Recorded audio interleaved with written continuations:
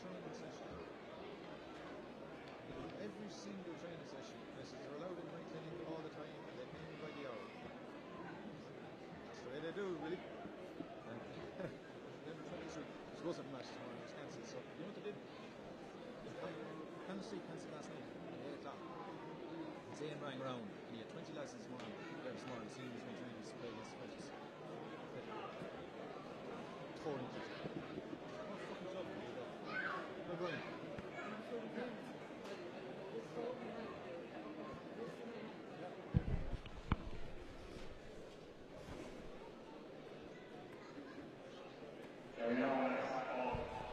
It's the Laois Senior A Hurling Championship Final, brings together Rose Nollis and the Harps, and we're looking first of all at the Rose Nollis team.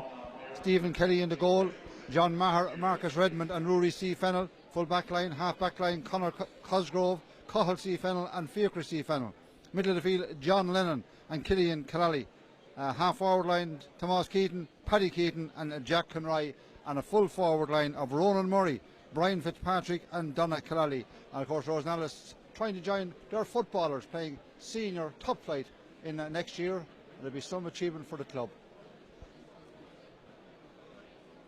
Down to our left hand side then are the Harps, trying to get back up to senior ranks for the last number of years, beaten in a number of finals, and they have Peter Walsh in the goal, John Pryor, Daniel Comerford and David Doheny, full back line, Conor Dunn the captain, Pádraig Delaney and Gavin Dunn the half back line, Barry Dunn and Richie Saunders in the middle of the field, Kieran Comfort, Michael Lanigan and Brian Clancy the half forward line, and a full forward line of Pádraig Dunn, John Brophy and Owen Clancy.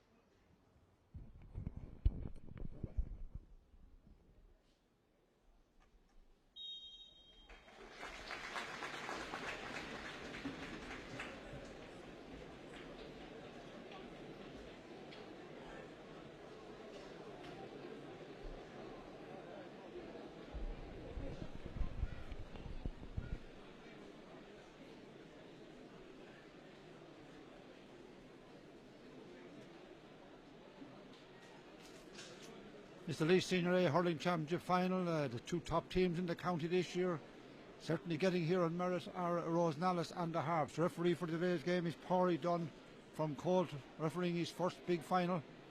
And he has to wait for the Harps goalman, who was the wrong end of the field, to get back down to the Abberleaks end. The breeze is blowing from left to right. Unusually here in the Moore Park, it's a northerly breeze. Referee Pádraig Dunn, players anxious to get on in the middle of the field. This could be a cracking game of hurling. And Pádraig making sure his goalie is inside on the other end of the field. He wants everyone back past the 45, tossing the ball. The Laois Senior A Hurling Championship Final is underway, and the ball won by Pádraig Delaney. Hit on down to the full forward John Brophy, trying to win the ball on the far side, trying to hold him out is Rory C. Fennell. Fennell takes him on and did well to knock the ball away from him, and has one back, but lovely little tip back by Brophy, and puts Rose Nollis under pressure. Back there is full back Cathal C. Fennell, and hand past the ball outside, intercepted by Kieran Comfort. Comfort gives the ball back outside. Opportunity here now, pulled on Barry Dunn, and pulled on out to the left and wide. The Harps with the first wide of the game. First attack of the game. Puck out will come from Stephen Kelly. Ball batted down on that far side, training under Mick Lanigan. But it's one back there. John Lennon gets the ball back inside and pulled on way up along the field by Conor Cosgrove. Tussle of possession inside is won by the Harps, and Hurl is pulled coming out, and determined play from the corner back in there, David Doheny. And Doheny on his own 45 wins the free. It'll be taken by team captain Conor Dunn, long-time servant of the Harps. Played with Laois for many, many years. And looking at his target inside, the breeze unusually is against him. Delivered one across to the far side of the field for Brophy to run out to, but beaten this time by Rory Fennell. Rory, the ball falls to the ground, knocked back outside, coming in to help out. Plenty of help, and a lovely catch inside from John Maher, and Maher comes away with the ball, soaring up along the far side of the field. His way is blocked, he hand passes the ball back. Opportunity there now, crunching tackle comes in. But it's Rosenallis still in possession, still on the attack, still working the ball up along the field. And going to ground is Cathal Fennell. Delivers a lovely ball inside, and the shot coming in. Could this be the opening score of the game from John Lennon? And that's a great score from John Lennon, well worked up along the field and the lines.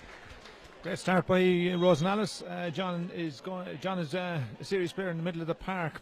Conor Dunn is dropping back a sweeper for the Harps, which means Cathal C. Fennell is the sweeper on the opposite side. 2 minutes gone then the opening half, and the Harps, Rosenallis take the lead. But a free one, and won well by the corner forward. Pádraig Dunn for the Harps was way out in the middle of the field, and the free will be about 70 metres out to the left of the post, and against the breeze, as I said already, Mick Lanigan will take it. Deadly accurate, a huge total amassed in this year's championship, the centre half forward. And he'll place this one and look at the target inside. 2.5 minutes gone. Rosenallis lead by a point and no score. Lanigan with the opportunity, gets a bit of grass and throws it into the air to see what force the wind has against him, and the jersey's blowing strongly on his back. The number 11 fluttering as he bends down for this one. Looking at the target inside is Lanigan, hits it well, hits it very, very well, hits it over the bar. Lovely score from Mick Lanigan against the breeze, well judged. He's an excellent free taker, Enda. He's probably one of the best in the county. We're going to see a lot of that today, actually. Dead balls and exponents of the dead ball could actually be the winning of both games as it happens, but you'll be doing well to find a better one than Mick Lanigan. Conor Dunn wins the puck out, gives it inside to Lanigan again. Lanigan, the offload, just popped it outside to Owen Clancy.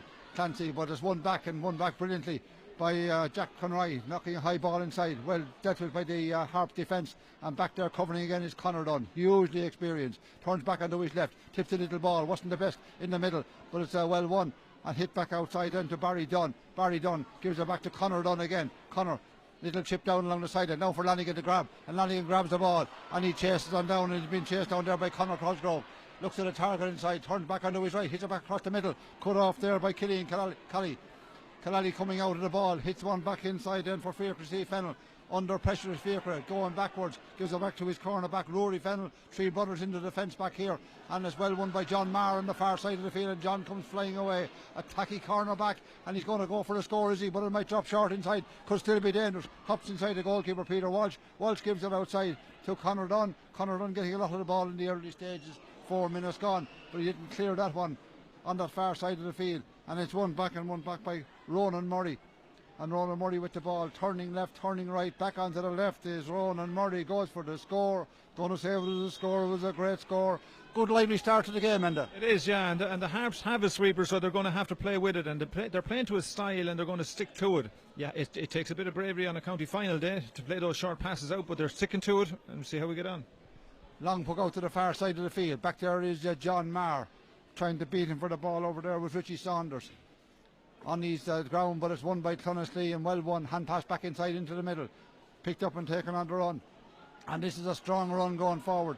One of the Fennels with the ball, centre half back Cathal C. Fennell hits a high one inside, but it's the second wide of the game for Rosenallis, out to the left and wide. Good start into the game. Puck out comes from Peter Walsh to this side of the field. Up goes Lanigan, breaks the ball down, picked up by Pádraig Dunn. Pádraig Dunn, lovely little hand pass forward into the path of Lanigan again. Opportunities here, tips it inside into the middle, but doing very, very well, doing brilliantly. In fact, was wing half back Fiacre Fennell, and away with the ball are the Rosenallis men, and it's the wing half back Conor Cosgrove, but he's under pressure. Ball taken off and brilliantly by Pádraig Dunn, doing brilliantly out there and going forward. He hand passes the ball inside, crunching tackles coming in. Referee saw nothing wrong with it, kicked back along the ground. Somebody has to get it up into the hand. The pitch is in excellent condition today after all the rain the last couple of weeks, but he said there was a little bit of a chop, and he's going to give the free in the free to Rosenallis. Just 6 minutes gone in this opening half. A point then to know each on the scoreboard. Goalkeeper Stephen Kelly's coming out to take it.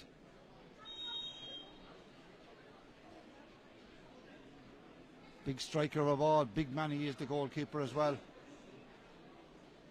6 minutes gone, 1 point each. Now, could Stephen Kelly pop this one from this distance out? The breeze is behind him and it's quite considerable. Rises the ball, strikes it strongly. It's a big strike, it's a great strike, but yes, it's all the way over the bar. Wonderful strike from goalkeeper Stephen Kelly from deep in his own half end. Fine striker of ball, as we both know, Jackie. The way the game has started, I think you're going to have to earn your free, which is a good thing. Porrick is letting them get stuck in, which the boys will enjoy. Looking for the ball and working strongly. Lanigan wins the ball, throw it up, never put a dust on it, just falls away from him. Back covering then is Tom Keaton. Tom gives the ball forward, only goes to Owen Clancy. Clancy with a big puck, dropping in. Oh, drops into the hands of goalkeeper Kelly, but he slips inside the square. Could be disastrous in there. Looking for the ball, pull on. Oh, he was lying on the ground, the ball come back and hit off him. Opportunity was there for the Harps. There's a big pile up in the square, and referee Porry Dunn is going to give the free in. 20-metre free, almost disaster for Stephen Kelly.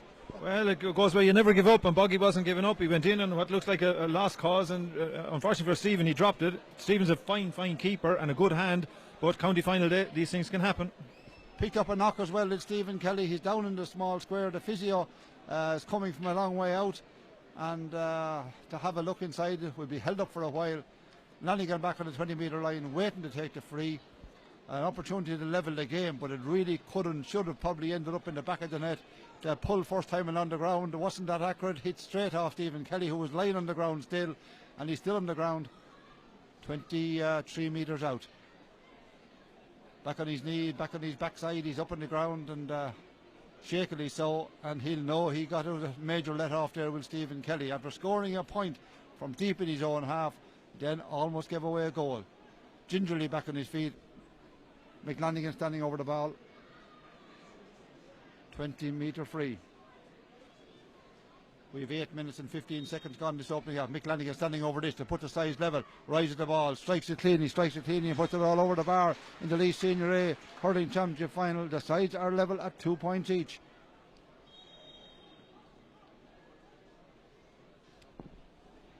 Stephen Kelly now with the puck out.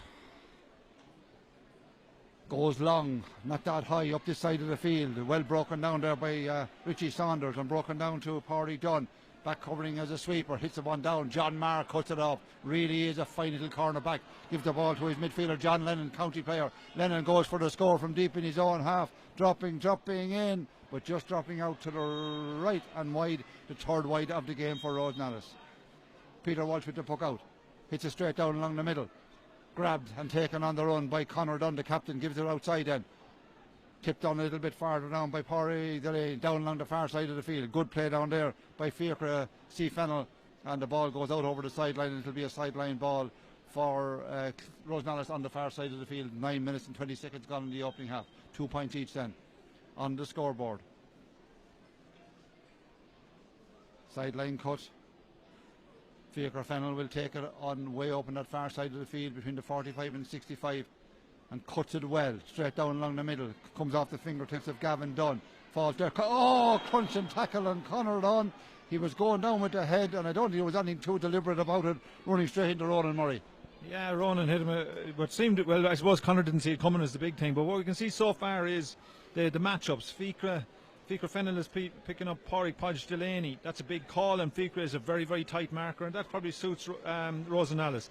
The other one, Barry Dunn, is picking up John Lennon, and so far that's probably parity as well. So they're the matchups that we can see that the decisions are made, and at the moment they're probably parity. Level on the scoreboard, 2 points each. Nothing to show at the moment that either team is going to have dominance or much dominance during the game. It could be a game that go right down to the finish, but Conor Dunn picked up a right good smack there, going down on the ball, head down, ran straight into Ronan Murray. Referee saw nothing wrong with it, and I think rightly so on this occasion. This free will be about 40 metres out, dead straight in front of the post.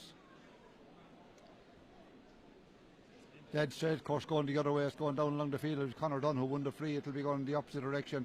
It'll be a long one, and that breeze is Enda very unusual at a Moore Park to have a breeze blowing down to the Abbelikes end. Yeah, you were reminding me how many times we're going to see that this year, maybe 300, but it is a factor. But it's quite straight, Jack. The worst wind players arrive is a crosswind.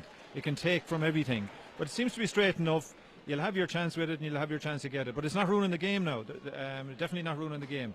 I remember National Football League here a number of years ago. Laois played in a similar situation and played with the breeze in the opening half. It changed at half time and it played with it in the second half as well. It was going the opposite direction.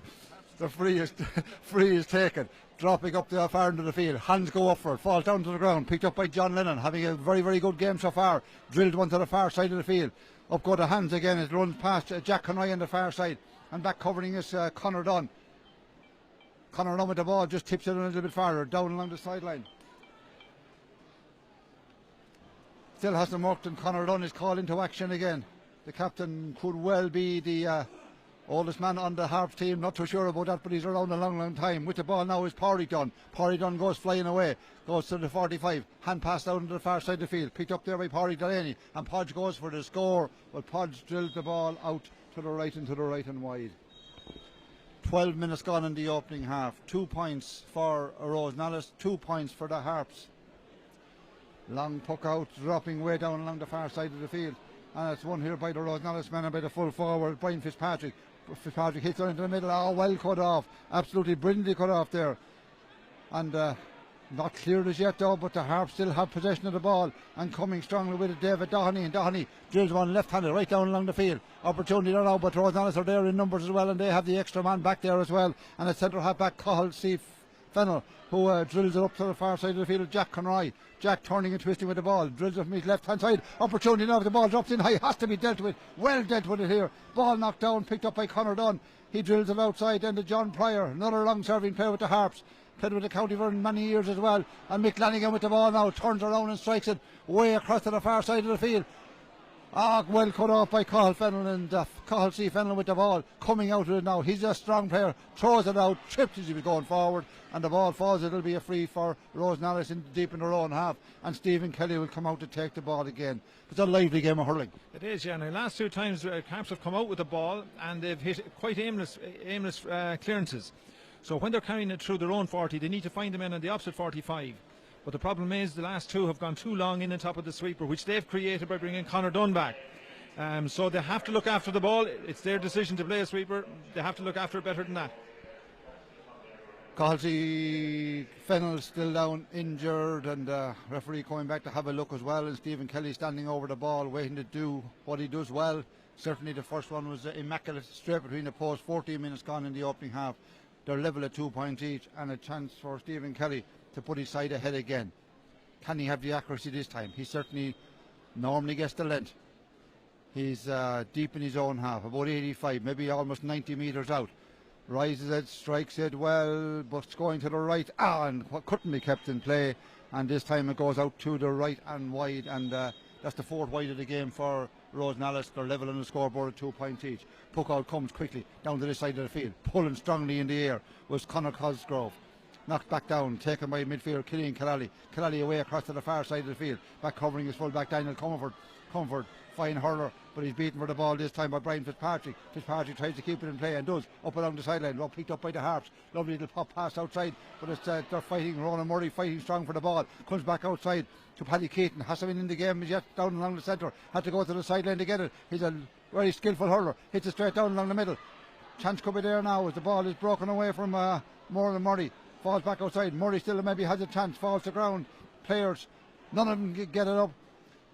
Stalemate in there as they pile into it, and Pádraig Dunn says play away. He's not going to blow the whistle as yet or throw in the ball, but they haven't got it out there. One by a Rosenallis man, one by Jack Conroy, but he lost it again, and then to the Harps and out to Kieran Comfort, and Comfort away with the ball right down along the far sideline, down to John Brophy. Brophy has the ball. He's full of skill, full of running, strikes it inside, but a bad strike at the end of it all, He strikes it out to the right and wide, and that's 2 chances John has had and just can't put them in the post. Yeah, but at least Kieran picked him out that time, as it wasn't a nameless clearance. But Boggy's going to have to take on his man. He's given himself half an angle and he's kind of shooting over his shoulder. He's going to have to front up and take another yard out of it. Ball breaks again. It breaks this time for John Lennon. Lennon going backwards with the ball, being forced backwards, trying to turn left and right. And that's great attacking play by the Harps, and the ball is knocked away from him. Back covering John Maher. Maher under pressure. No, he's a great little hurler. Had it in his hand, lost it again. The Harps though really fighting for everything and knocking the ball away and winning it this time. It's Podge Delaney. Podge down along towards Boggy again. Oh, goes over his head. Back covering is Cathal C. Fennell. He's doing an awful lot of mopping up back there. And he drills one to the side of the field to Tom Keaton. Ball broken off for Tom. And just couldn't get away after this Fiacre C. Fennell. Fiacre determined as all the Fennells brought to ground. Referee says bring it back, but it'll be a free for Rosenallis again. Both sides going at it hammer and tongs. Yeah, it's an enjoyable game, I must say. As I said, we said earlier, the field looks good, pitch is good, slight wind, fair enough. But they're tearing into it. Porrick's adding to it. He's not pulling. Pulling for harmless frees. You have to earn it, and I think the lads are enjoying it, and we certainly are. Free will be taken in by Stephen Kelly. He has had 2 shots so far. Landed one, was way off target with the last one. Points to hurl in the direction of the Abbelik's end here. Cushion's end, we used to call it one time. As he rises the ball and strikes it and goes running away, shakes his head as he does. I wasn't following the ball, I was following him shaking the head. And that's 2 misses for the goalkeeper after landing the first one. Just couldn't get it on target, and ball drops in the middle of the field again. Again, they're looking for possession. Again, going backwards and winning the ball is Paddy Keaton. Paddy drills one across to the far side of the field. Over there for Ronan Murray. Ronan wins the ball this time. Was thinking of a shot. Wants to turn back again. Slips the ground. Tackled over there by the Doheny. Doheny did well. Delighted with himself on the far side of the field. And the free out given against Ronan Murray.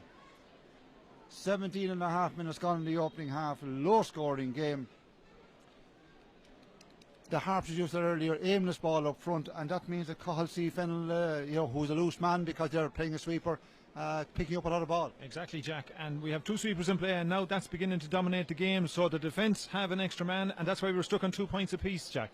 Fiacre C. Fennell with the ball, inside to the brother Cathal. Outside again, taken by John Maher. Maher, left-handed shot right down along the field. Broken down there by Jack Conroy. And the opportunity's there now for the full forward. Brian Fitzpatrick. Fitzpatrick away with the ball. And he has a man inside. Inside into Murray. Murray in the edge of the square. Shot! Goal! Goal for Ronan Murray. Brian Fitzpatrick did all the spade work. Got it inside to Murray. And Murray lashed it to the back of the net. Great goal. A great goal. And Rosenallis actually will, although the Harps decide to play with the sweeper, it actually suits Rosenallis, because ever since these lads were 10 and 11, they look after the ball very well. They have a style of play, and this is actually going to suit them. So they look after the ball, they took it on, and they created that score.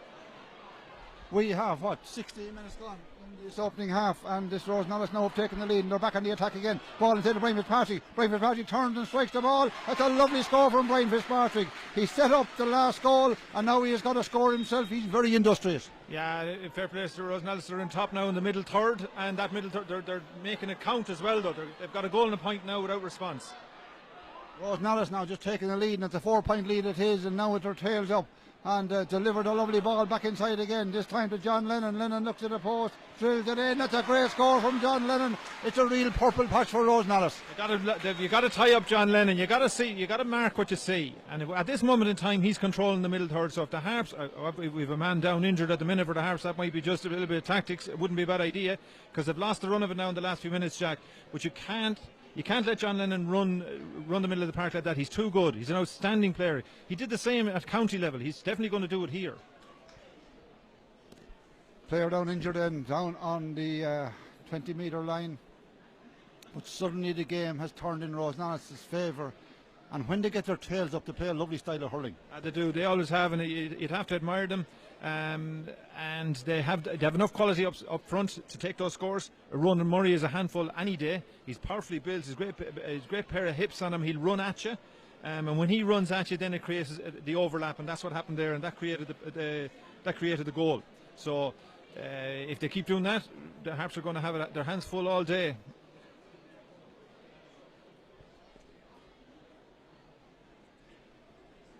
There's going to be a substitution. Harps player Going off injured is it David Doheny? I think it's the corner. No, David Doheny's still there. Daniel Comerford, the full back, and he will be a loss, and going in is the number 21, Tommy Moore. We have 20 minutes gone in this opening half here, the Laois Senior A Hurling Championship final, and it's a cracking game of hurling, and it Rose Nollis to lead by 1 goal and 4 to 2 points. Even Stephen for the most part of the game. John Lennon and Mick Lanigan exchange points. Stephen Kelly, the goalkeeper, big long range for Mick Lanigan again, 2 points each after 8 minutes. We hadn't to score for another 8 minutes till the 60th minute, and then it was Rose Nollis with great work by full forward Brian Fitzpatrick, got the ball into across to Roland Murray, and Murray from about 20 metres out lashed it to the back of the net, and Rose Nollis followed up with 2 great scores. Brian Fitzpatrick, the full forward, and John Lennon, the county man midfielder, popped it over the bar. 1 goal and 4 to 2 points. Of course, Rose Nollis trying to join their footballers in the senior premier ranks next year. Ballyfin were there a couple of years ago until the hurlers dropped down last year, but it would be a huge achievement for the little village. As we speak, down on the left hand side, it's a free for the Harps. Mick Lanigan, 1-4 for Rose Nollis, 2 points for the Harps. Mick Lanigan just to narrow the gap. But suddenly the Harps, Rose Nollis, have taken charge, but there is a strong breeze blowing with them, and it's blowing into the Abbey end of the ground, which is very unusual, a northern breeze. Lanigan gets this one, strikes it in and strikes the ball over the bar with fine score from Mick Lanigan, but one badly needed by the Harps. And with 21 minutes gone in the opening half, it's Rose Nollis 1 goal and 4 points, the Harps 3 points. Long ball over to the side of the field. One over here by Rose Nollis. John Lennon wins it, turns around and strikes the ball back inside. Trying to get across was Conor Dunn. Picked up by the full forward Brian Fitzpatrick, and he's causing all sorts of trouble. Turns around and strikes it, and that's a wonderful score from Brian Fitzpatrick. His second point of the game, having made a goal as well. He's causing problems. And he's busy. He's having a great game. And he was on Dan Cumber before that, so he's probably the best forward, the inside forward, and he's very, very honest. And you have to be honest. If there's a sweeper against you, you have to do untold amounts of work, and he's doing it. He's prepared to do it. John Marr wins the ball from the hugout. He's a little the wing half back. In fact, Faker C. Fennell, 3 Fennels in the brothers in the backs. Fennell takes the ball, goes for the score again. Faker and drives the ball over the bar. And it's a wonderful score from Faker Fennell. He made it all himself, laid off, and took the return and popped it over the bar. As a great athlete, there's a great stride on him. He's also a lovely footballer, and you can see it there. He's a beautiful stride. Great score. 23 minutes gone in the opening half, and it's a Rose Nollis looking good at the moment. They've taken control of the game against a Harp team who've been beaten in numerous finals, trying to get back up to the Premier grade.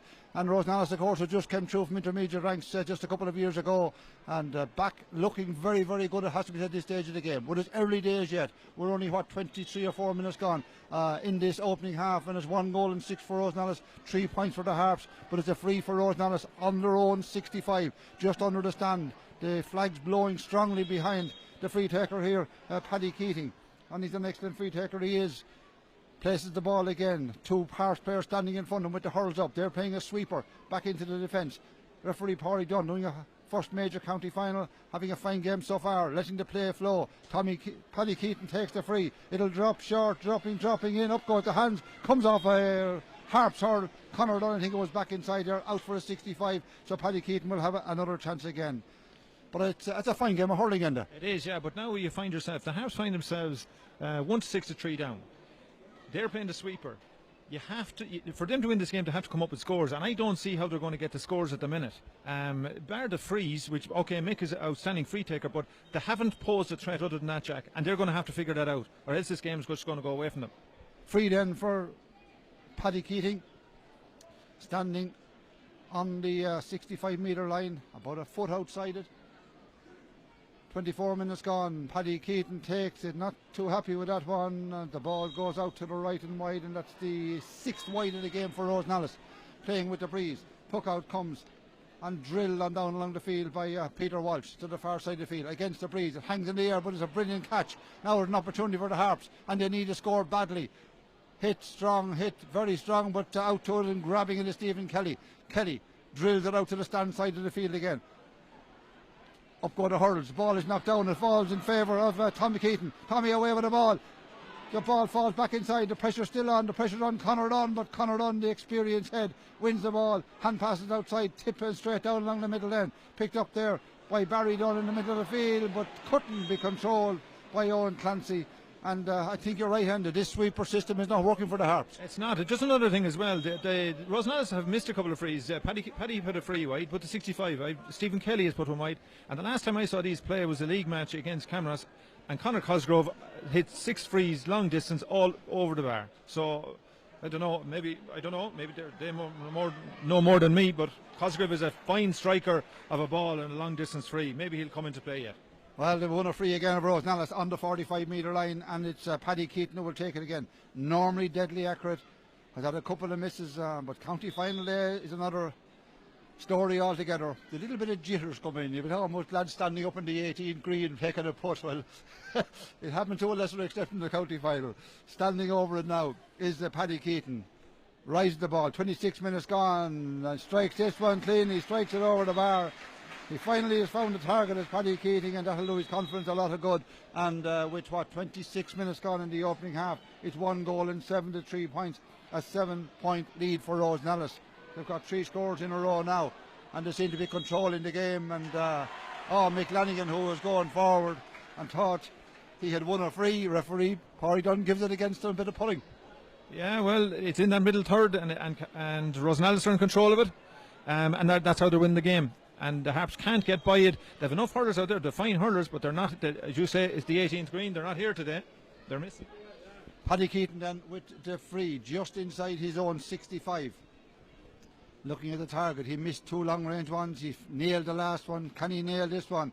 Strikes this one. It's going to the right as well. Looking at the players, and it's the 7th wide of the game for Rosenallis. It's 3 for the Harps, and maybe Rosenallis might think again. But anyway, at the moment they're doing well. They lead by 7 points, and back covering and picking it up is Ronan midfielder John Lennon. Lennon comes away with the ball up along the sideline. A lovely little pop pass inside to John Maher. Maher throws a dummy, hand passes it back inside to the middle to Paddy Keaton. Paddy was half blocked down, goes across to the far side. Over there is John Pryor. Pryor goes back to win the ball. Tips a little ball outside to Conor Dunn. Conor Dunn is under pressure. At the ball, he did very, very well at Conor Dunn to retrieve the ball. Haven't made a mistake. Gives it back to his cornerback, John Pryor. Pryor, 2 long-time servants of the club, down along the sideline. He just passed one outside. Opportunity now for the Harps, and they need a score before half-time as they lead by 7. Back covering is Marcus Redmond. Redmond doing well, trying to force the ball out. It's Kieran Comerford fighting on after, pulled on, but dragged out over the line by centre half-back Cathal C. Fennell. 28 minutes, I think. There's a bit of a smatter on the scoreboard. But a couple of minutes left in this opening half anyway, and really, if the Harps have ambitions to win this county title, they'd want to narrow the gap before half-time. 7 points is a reasonable gap. There is a strong breeze, but a breeze like this never won a game for anybody. Standing over the ball now is Mick Lanigan. About 5 metres in from the sideline. A sandy sideline. It's like Tramore there. And Lanigan needs to nail this one to keep his side in touch, and strikes it well, but it looks to be going out to the right and wide, and bad shooting from both sides. Enda. Yeah, it's surprisingly, because Lanigan, well, in fairness to Mick, he's hit the other 3. He hasn't. That's his first one that he's tailed out to the right hand side. So I think Rosenallis have more to do or think about when it comes to the free takers. But then, as you said, Rosenallis are in control, so they're in control of the game. So maybe they don't think they have to worry about it as much. Sideline cut down the side of the field. Came off the Harps hurler. 1 goal and 73 points. 7 between the sides as we're into the last minute of normal time in this opening half. Standing over the ball is John Lennon. Lennon, he looks at a target. He cuts it well. Tails off a bit to the right. It'll drop short. Broke down inside in the square. Conor Dunn is back there. Opportunity still there for Rosenallis, but mopped up by the Harpsmen. Tipped out into the side. Chasing in after Richie Saunders, and couldn't get to the ball if he had a motorbike. And the sideline ball will be to Rosenallis. Ronan Murray's across there to take it. We're into the last couple of seconds of this opening half. 29 minutes and 45 seconds. 2 minutes of additional time. Ronan Murray asking the lineman something, looking at the way the breeze is. And lineman tell her back outside the sideline. There's no sand, there's no muck down there. we're into time added on now, and the 2 minutes of additional time has been added. Sideline cut will be taken by Ronan Murray. It's still goal, 1 goal and 7 for Rosenallis. 3 points. It's a poor shot from Murray, but drops inside, knocked back out by the full forward, Brian Fitzpatrick, and opportunity still there for the Rosenallis man. Ball hand pass back outside on the 14-metre line. Picked up by the corner forward, Ronan Murray again, gives it back inside to Fitzpatrick. Fitzpatrick got 2 scores in the opening half, and they got a set up a goal as well. The ball falls on the far side of the field for John Marr. Marr going forward, outside the semicircle, still John Marr. Just couldn't get rid of it. He was surrounded by Harps players. He's bottled up on the edge of the semicircle. It'll be a free out for the Harps. 2 minutes of additional time have been added, and we've 44 seconds of that played so far. The Harps could have scored before half time. Running onto it on the far side of the field, Paul Delaney. He's under pressure, hit back inside into the middle, passed somebody by, got there to Killian Killally, the midfielder for the Rosenallis, and he's upended on his own 45-metre line, and it'll be a free for Rosenallis back there. Will Stephen Kelly come out and take it? He landed the first one from a long distance. He was wide with 2 more. Standing over this one, he's Conor Cosgrove, and Enda, you said earlier, he's a fine free taker. I hope he doesn't get the commentator's curse, but I really rate this lad as a free taker, especially long distance. He's a powerful young lad, great kid. Well, the breeze is behind him. He's standing now on his own 45-metre line. Could he land this one and give his side an 8-point lead before half-time? Cosgrove rises the ball, strikes it strong, dropping, going to drop in the square. Up go the Hurls, ball broken down. Chances to be there for Rosenallis. Could they sneak another goal before half-time? No, it's the Harps who are finishing strongly back there. And lovely ball cleared back outside. Out to the past the 65-metre line, picked up by John Lennon, turns left, turns right, tips a little ball inside into the middle, picked up and taken on the run. It's a lovely shot, dropping all the way over the bar from Fiacre Fennell. 3 Fennels in defence, and Fiacre knocks that one over. It's a wonderful score. I think it could be his second one of the game. Yeah, see, Fiacre Fennell is realistically then left half back. Mark and Podge Delaney, probably our best centre back in the county, who's playing right half forward, who's had three balls and has had no return. Harps have to think long and hard about what they're actually going to do in the second half. Well, they will have the aid of a strong breeze in the second half as the referee blows the half-time whistle. But a highly entertaining opening half. But it's Rosenallis who are very much in control, having played with that breeze. At half-time, they lead the Harps 1 goal and 8 points to 3 points.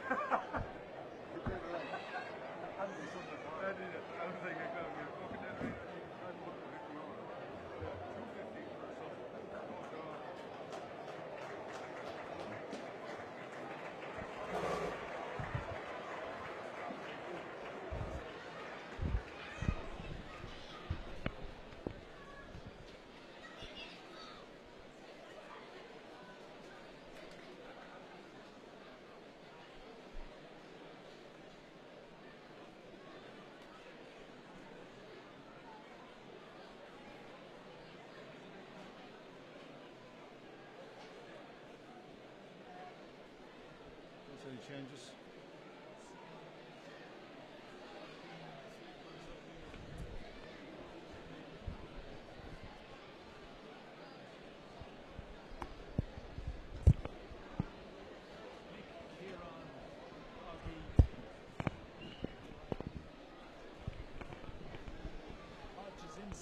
Teams out ready to go in for the start of the second half. 8 points between the sides. Rose Nollis in the green, leading, closing the ball. Second half is underway, and looking for a good start for the second half will be the Harp. Bursting his way forward is Brian Clancy. Clancy makes it a 21, goes down. Referee thought he was given an advantage, but there was no advantage to be given, and only the free. Will be a 20-metre free then for the Harp. Chance for Mick Lanigan then.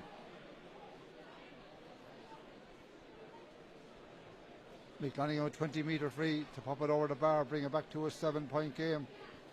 But the breeze now behind the Harps, but they need more than a breeze. They need to get hurling. Is Lanigan going to go for the goal here? He's standing about 5 yards back from this ball, and normally stands right over it. Up he comes, rises the ball, strikes it low. What saved inside? Oh, was he wise to go for that one? My thought process is to start the scoreboard ticking over and get it done early. Get your first point and win the next ball. All you're going to do is inspire Rosenallis. Well, in fairness to Rosenallis, they have to front up. Personally, I'd have taken my point. I don't think you're going to beat Stephen Kelly and his crew from there. Well, Lanigan made every indication. I knew when he stood back from it, he stood 4 or 5 yards back. Up he came and ran at it, struck it, didn't strike it out well. It was saved, out for a 65. Lanigan now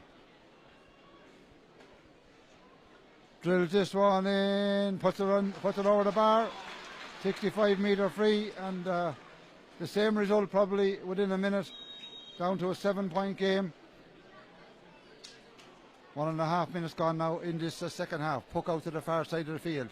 Running over and picking it up there. Barry Dunn doing very well. Hits it low inside. Sun now beaming down on Moore Park. And but defending well back there is Cathal C. Fennell. Out onto the wing. Cosgrove tipped it out, but it came off the hurl out over the sideline. So the initiative will be back with the Harps and pressure back on Rosenallis early stages of the second half. 7 points between the sides. New hurl coming in the far side of the field for Podge Delaney, I think it was. But the sideline cut will be on the 65-metre line, or almost on that far side of the field. The Harps looking for scores. And he hits the ball, hits it lower on the ground, but hits it straight to Donna Calali. Calali just didn't get rid of the ball and is picked up by Lanigan. Runs into a hefty challenge, and the referee gives the free against him, and the sun was in the referee's eyes. I think it could have gone the other way just the same, Enda. I thought he was actually going to go the other way first. I thought that's why Mick was going to slow up. He thought it was his free, so did I, but sure, listen, we don't count. Free then for Rosenallis, and fortuitous, I would say. Standing over the ball is Cosgrove. The breeze against him now in the second half, and it's a strong breeze, and Fitzhugh having a look again at one of the Rosenallis players who got us heavy.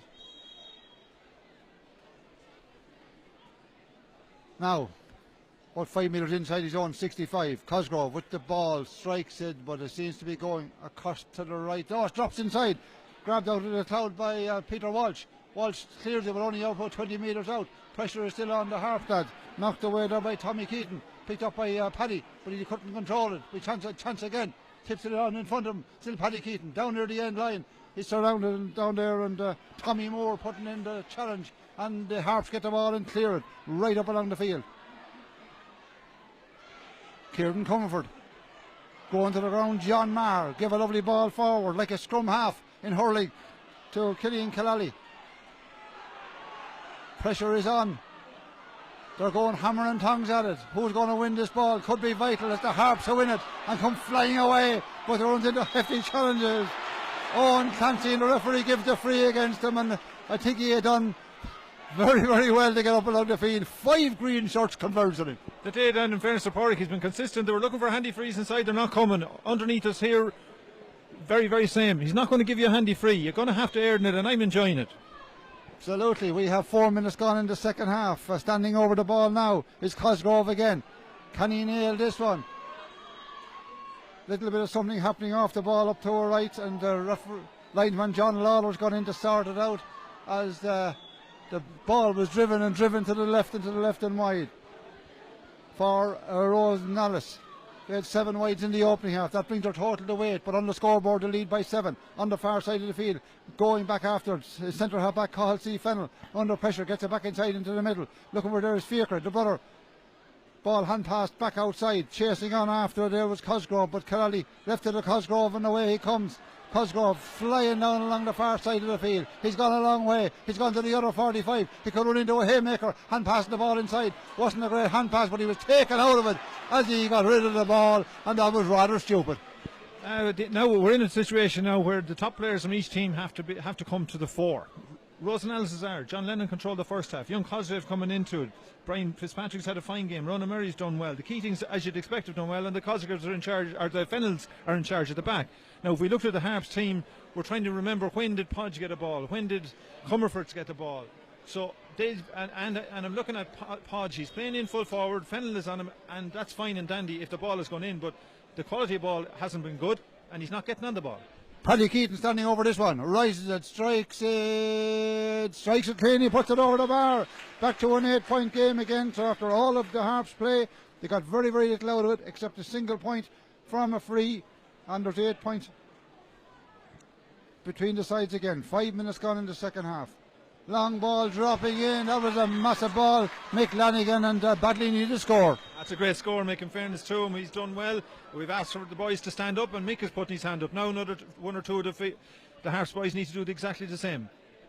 Puck out will come Stephen Kelly. We're back to a 7-point game again. 1 goal and 9 to 5 points, but we need more from the Harp. Lanigan is standing up, there's no doubt about that, putting up the hand, winning a ball, winning a free. That's great play from Lanigan, and that's showing an amount of leadership. That is, in fairness to him now, and now if he can nail this as well, he's been in control of he has taken control. But now it really is a case, I know I've said it, but now he's looking for his teammates to back him. That's what he's looking for. Standing over this ball then, about 68 metres out. 6 minutes gone in the second half. The Harps trail by 1 goal and 9 to 5 points. But Mick Lanigan, can he land this one and bring it back to a 6-point game? Crouched over the ball with the breeze behind him. Oh, he didn't get under it at all. Strikes it inside, but it might work out for him yet. The ball in around the square. Rosenellis are there in numbers. Falls back outside there for Kieran Comfort. He's bottled up. He's swallowed up. The ball taken off him. That's great defending by Rosenellis, but they haven't got rid of the ball as yet. Still there for the Harps. Opportunity still there. Now they have the ball. Comfort trying to push his way forward, gives it back to John Brophy. Brophy bottled up, green shirts all around him, ball taken off him, tries to win it back at the feet of a number of players that haven't cleared it, kicked outside when desperation stuff, but desperation of it coming away with the ball is Lennon down along the sideline. Great play, he's throttled to the ground, and that was serious defending by Rosenellis. They talk about moments in games, they talk about moments in big games, and that was a moment. Ball came to Podge, he needed to nail it, he needed to hold it, and he dropped it. That meant the cavalry could get in on top of him, and a bigger moment is when John Lennon comes out with the ball again. So they've got nothing out of that, the Harps. John Lennon, tremendous run out. One of the players in a green shirt inside kicked it out into an open space, and it was the wisest thing to do with hurls going all around the place. The free is taken by Conor Cosgrove. Hits it straight down along the middle. Chances to Paddy Keaton with the ball. Slips the ground. Back up into his feet again. Gets away with it. He's a wily little player again. And the referee is deadly on this today on both sides. This time Paddy Keaton adjusts to have overcarried the ball. The free out will be to the Harps. Deep in their own half, and Lanigan's going to come back and take it. And he probably has to with that breeze behind him. Yeah, Pádraig has been very consistent. He's letting them hurl, but he's not going to let you overcarry. So you can tear into him, you can hook him, you can block him, you can shoulder him. Dirty ball, he'll let you do with everything, but he won't let you overcarry. Consistent. Mick Lanigan then, inside his own 45. If he could land this one, it would be a massive score. The last one he dropped it low and short. This one has the height. It'll dropping in, but dropping out to the right and wide, and that's too wide for the Harps in the second half, and the ball dropped short as well, and they're wasted opportunities. 1 goal and 9 for Rosenallis, 5 points for the Harps, 7 between the sides. The puck out comes from Stephen Kelly. Down under the shadow of the stand it falls, picked up and well picked up by Pádraig Dunn. Pádraig back as a sweeper. Gives the ball forward to John Brophy. Buggy with the ball. Lovely scoop outside for Lanigan. Lanigan's the opportunity there for him. Back trying to cover. There's Conor Cosgrove. Along the end line is the Pádraig Delaney. Ran out of road, and he's just getting nutty out of the game, Enda. It's not. I don't know if it's the wisest move. I'd love to see him get one of those, nail one of them, but that's 2 chances, or 2 half chances Podge has had, but he hasn't got them in the paw yet. If he gets it, I think he would be dangerous, but he just hasn't nailed one of them yet. 3 wide for the Harps then in the second half, and a couple dropped short as well. Stephen Kelly going for the puck out, decided to change size, way across to the far side of the field. Grabbed on over there. Killian Killally coming away with the ball and gone strong, and he still has the ball. He's made a lot of progress. He has left players in his wake, still going forward with it, runs into a heavy tackle, but the hand pass ball back outside, picked up there by Brian Fitzpatrick, knocked out of his hand. Good defending this time by the Harps, and a foul committed as well, and a little bit of after then throwing the hurl out in frustration.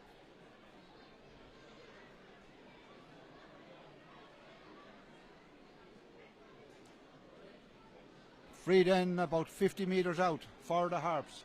1-9 for Rosenallis, 5 points for the Harps. We've 10 minutes gone.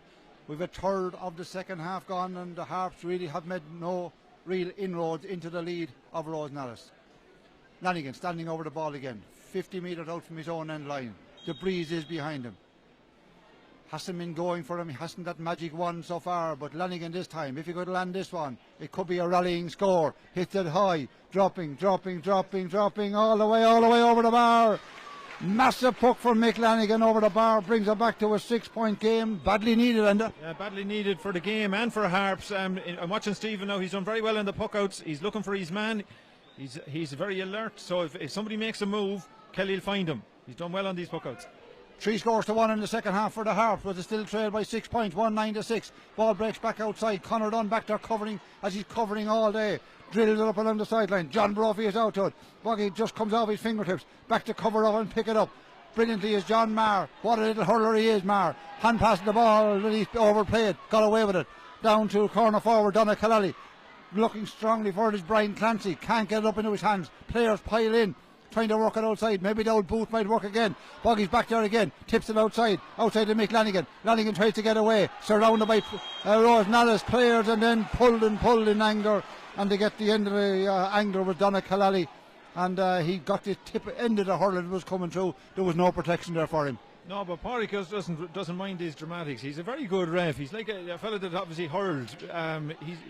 If a fella goes down and he does a bit of rolling, he's not interested. He's interested in the game of hurling. So he learned it, as I said earlier, and I think he's doing a fine job. Pádraig Dunn uses the head, still hurling junior hurling this year, junior B hurling or whatever it was, out in Colt one evening, and one of the mainstays of the club out there, long-term chairman as well. Took up the refereeing this year and straight to a senior A final, and people were maybe surprised, or maybe thought he might have got the Premier one proper coming up. That went to Alan Doheny of Castletown. Standing over the ball now is Mick Lanigan, 66 metres out, 1-9-6 points, 6 between the sides. The Harps coming more and more into the game. But Lanigan with this one, and he has driven another one to the right and wide, and then you can't afford to be missing all those opportunities. No, because they're probably in their purple patch now, and that's fair enough, you're going to get that. But you've got to nail them, you've got to nail every free. Puck out, goes short, goes to Fiacre C. Fennell, out to the far side to Conor Cosgrove. Cosgrove now drills it low along the ground, onto the far side of the field. 1 goal and 9-6 points. Paddy Keaton with the ball. Paddy drills one in farther, in towards the full forward, Brian Fitzpatrick. Brian Fitzpatrick grabs a great ball. He did very, very well to win that. Changes direction to the far side of the field. It might work out for Rosenallis yet. Running after it is Lennon. Lennon tipped the ball up, brought to ground and fouled, and there was nothing else they could do. but at least he got there first and won the ball. He did, and I was just looking at from the game. Brian Fitzpatrick is winning a lot of dirty ball. He's doing his job inside. As I said already, the ball has gone down to the half side. Boggy just dropped one out of his hands. Podge dropped out of his hands. If you're going to make an impression, it's first touch. First choice, first touch. You've got to nail it when it's in your hand. And Rosenallis are doing it, Harps aren't. Free then for Rosenallis. Paddy Keaton will take it. Substitution as well. I see Joe Keaton replacing Tom Keaton. And Keaton for Keaton.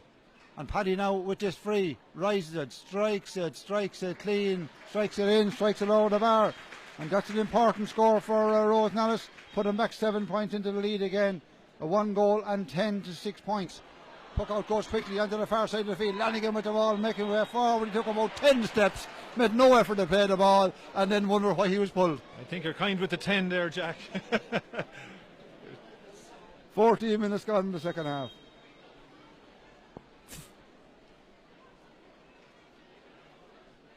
Long puck out on the far side of the field. Looking for the ball is Brian Fitzpatrick. He's done very, very well in the game. Gets the ball outside to Donna Kalali. Kalali away with the ball. It's a great run. Anything could happen here. Can he finish it off? Runs out the road, ran into a brick wall, tries to get the ball back outside. The ball come back outside to Joe Keaton, but there was a pull of a hurdle and the referee gives the free to Rosenallis.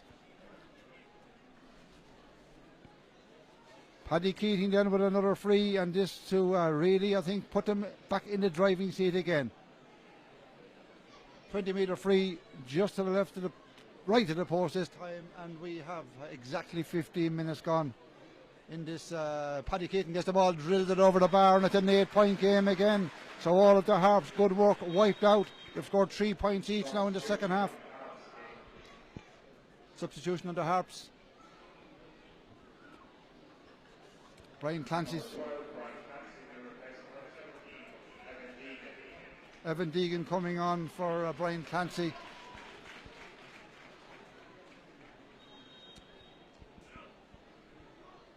"15 minutes gone. We're midway now through the second half. Who will join the teams in the Premier Senior Championship next year? Well, Owen Clancy takes the ball. They could do with a goal, could they? Harps, lovely ball inside, cut off brilliantly back there by Rory Seafennel, and Rory hits it low, but he overcarried the ball, and that was a big call from Pádraig Dunn. And the interesting question here now, will McLanigan go for goal this time? Well, now he probably has to. They had their purple patch and didn't get enough out of it. Rosenallis have settled again and have got the last 2 points. Now you find Harps are looking at 7 points deficit and only 15 minutes against them, and now the clock is gone against them. So interesting. You'll know in a second, Jack, the way he stands is. Mick Lanigan stands back from this, about 3 steps back. Surely has to go for it again. Up he comes, rises the ball and drills it up into the clouds, out in the Mary Dunn's garden, out the far end over the wall. And just when we thought he might go for it, but there's still 7 points between the sides, and the Harps have only scored 7 points, 1 goal and 11 to 7 points as McLanigan gets another point, but they need more to get back into this game. 16 minutes gone now in this second half. The Harps have scored 4 points to Rosenallis' 3 in the second half, but the Harps are back in possession of the ball and making their way forward. Hand passed across here, cut off by John Maher, got a hurl too, did enough to make a nuisance of himself, knocked back inside again, looking for there's a Joe Keating, but one back brilliantly by Killian Kalali. Kalali turns around and strikes the ball in towards the full forward, Brian Fitzpatrick. Fitzpatrick was just done enough to knock the ball away as well. Paddy Keaton looked for it, picked up there by John Lennon. Right man has the ball, hand passes it forward, inside, taken on the run by Jack Conroy. Jack Conroy goes for the score, but Jack Conroy drills the ball to the left and wide, and that's only Rosenallis' second wide of the second half. Puck out will come now from Peter Walsh again, up this side of the field. Mick Lanigan pulls on the first time along the ground. Picked up by Rory C. Fennell. Rory C. drives it out along the field, and Conor Dunn in possession of the ball, but being forced backward. Hand passes it back inside to Tommy Moore. Tommy Moore come on a sub, back to Conor Dunn again, back to Tommy Moore again. Tommy Moore dropped the ball this time after this Paddy Keaton. Paddy Keaton trying to make his way forward, taken off by Conor Dunn, and the captain doing captain's work. But they need more players to stand up. John Pryor with the ball, drills one way up along the field. Up here, diving down on the ball and winning a great ball. The ball popped back outside to Lanigan. Getting the ball from Kieran Comerford, but a great block down again. This time it was Marcus Redmond who was in there. Lost the hurdle, got the body in. After the ball again is Comerford, knocked back inside. Picked up though by Conor Cosgrove. Cosgrove drills it out into the middle of the field. Down winning a super ball down here and hit in the low on the ground. Chance there. The ball had been driven in there by Joe Keaton. Picked up by the full forward Brian Fitzpatrick. Fitzpatrick goes for the score. What a shot from Fitzpatrick. What a point from Fitzpatrick. Brian Fitzpatrick made the goal in the opening half and gets his third point of the game from play. He's been outstanding in fairness to him, and he epitomises Rosenellis today. Dirty ball, they're loving it and they're winning it. 1 goal and 12. Then we're back to an 8-point game again to 7 points. And Rosenellis with 18, almost 19 minutes gone now in this second half. And that was a magnificent score from Brian Fitzpatrick. Sideline cut on the far side of the field. It's about 40 metres out. It'll be for Rosenellis. Fiacre Fennell cuts a long one right down along the field. Tipped on a bit farther, but it's the Harps who will cover back there. The corner back is John Pryor. Pryor way up the far side of the field. John Brophy was looking for it. Hit back inside though by Podge Delaney. Across the face of the goal. The Harps go do with a goal here. But if they can get the ball is in the hand all right. Turning, twisting with the ball. The referee blows the whistle and it's a free in. The foul committed on Kieran Comfort. And Mick Lanigan looking down along the sideline for instructions again. He is. Well, he's at a slight angle, so he's going to have to put this one over the bar. But that's not bad. This game is still in the melting pot. We're okay. The Harps are okay if they keep it ticking over. But Rosenellis, in fairness to them, are probably still in control of the game. Free then for Mick Lanigan, sub coming in, and it's another long serving player, Pat Walsh. Pat Walsh coming in. Who do we say was going off? Didn't see. John Pryor. Yeah, John Pryor. It is coming from the far side of the field. And Mick Lanigan back at the ranch, 23 metres out to the right of the post. 8 points behind the side. Lanigan rises the ball, strikes it clean, he puts it over the bar. He has been tipping away, but he's getting no support end up front. He's not, but I think the Harps now look like they've reset, and they're resetting without a sweeper. They're going man and man at the back, which is that's what the John Pryor change has done. I'm just checking that. Yeah, it is. Yeah, man and man at the back. John Pryor's out, and they're playing 6 forwards. High ball, dropping into the cloud, up go the hurls, grabbed out there and brilliant this over by Richie Saunders. Saunders tips the ball ahead. 2 players collide. Referee says play on. Picked up though by the midfielder Killian Kalali. And Kalali away with the ball and down along the side. Oh, lovely ball to John Lennon. Lennon takes it on the run, moves to the 45. Lennon strikes it. Lennon off his left, hitting it in. Oh, very only inches wide to the right and to the right and wide. 7 points behind the side still. 1-12 to 8 points. Winning the ball on the far side of the field. Evan Deegan puts it straight down the throat, down along the middle. Picked up by John Brophy. Brophy hand passes the ball inside, but it'll be cut off there by the full back Marcus Redmond. Redmond tips the ball outside. He was tipped as he was going forward, and the Harps are incensed, but there was no question about it. Sometimes you get away with it, sometimes you don't. Down is Redmond. It'll be a free out, and Stephen Kelly should be in no hurry to hit his one. No, they're back in control of the game. In fairness, Boggy did the right thing. It was a good touch. He saw Podge make the overlap. It was the right option, but it didn't. Listen, maybe it's not their day. It didn't come up. As you said, sometimes you get them, sometimes you don't. Free taken in by Stephen Kelly. Drilled straight down along the middle. Comes off the hurl in the helmet of Paddy Keaton. Back there covering is Tommy Moore for the Harps. Tips one out to the far side of the field to Pori Dunn. Pori Dunn is under pressure. Tackles strongly on the far side of the field. Comes away with the ball. Throw a little dummy. Then strikes it straight on down along the middle. Opportunities there now. 22 minutes. Turning around, hips it over the ball inside. Opportunities there, but great catch inside. 22 minutes gone in the second half, and Rosenellis still very much in control. And at the moment, look like they're going to be hurling senior hurling as well as senior football this year.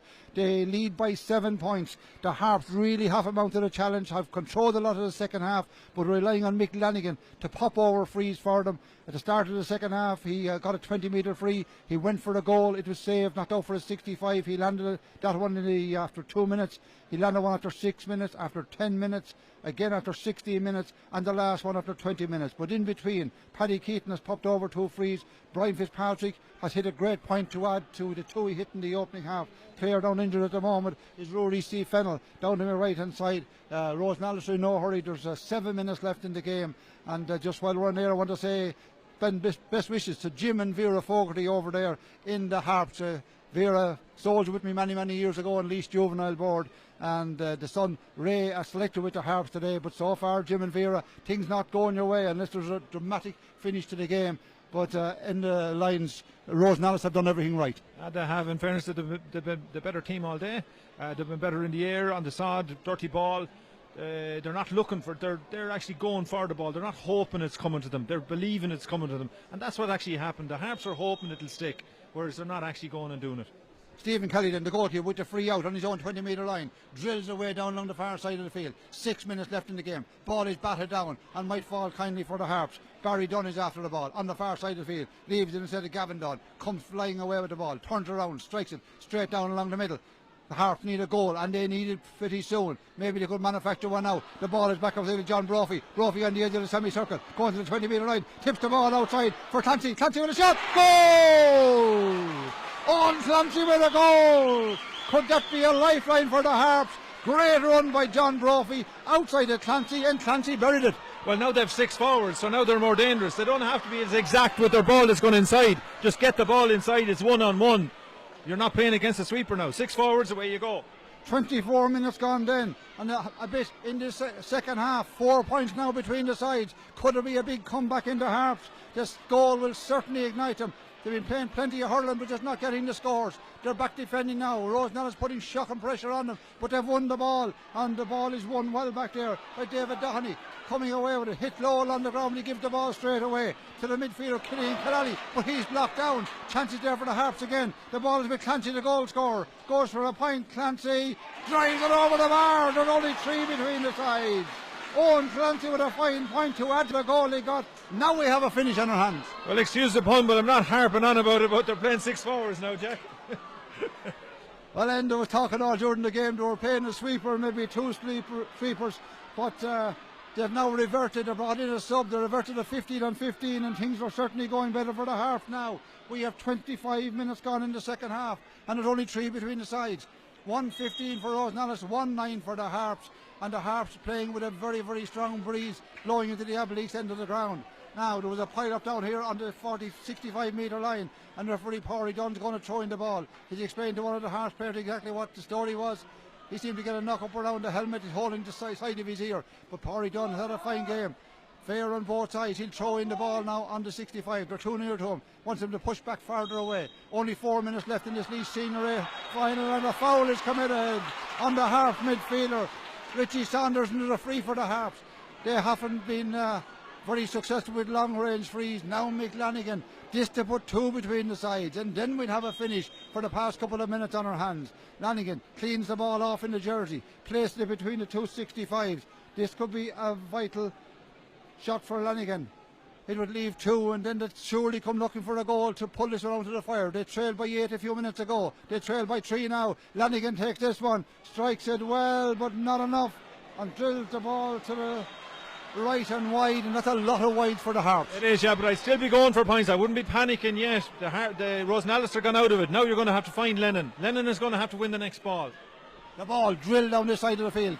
Paddy Keaton's under it. Pulls high in the air. Broken down by Conor Dunn. Out near the sideline. We've 3 minutes left in the game. Exactly. Sideline ball this side of the field. Lineman John Lawler gives it in favour of the Harps. Right on the 65 metre line. Players pushing and shoving each other. There's a huge amount at stake here.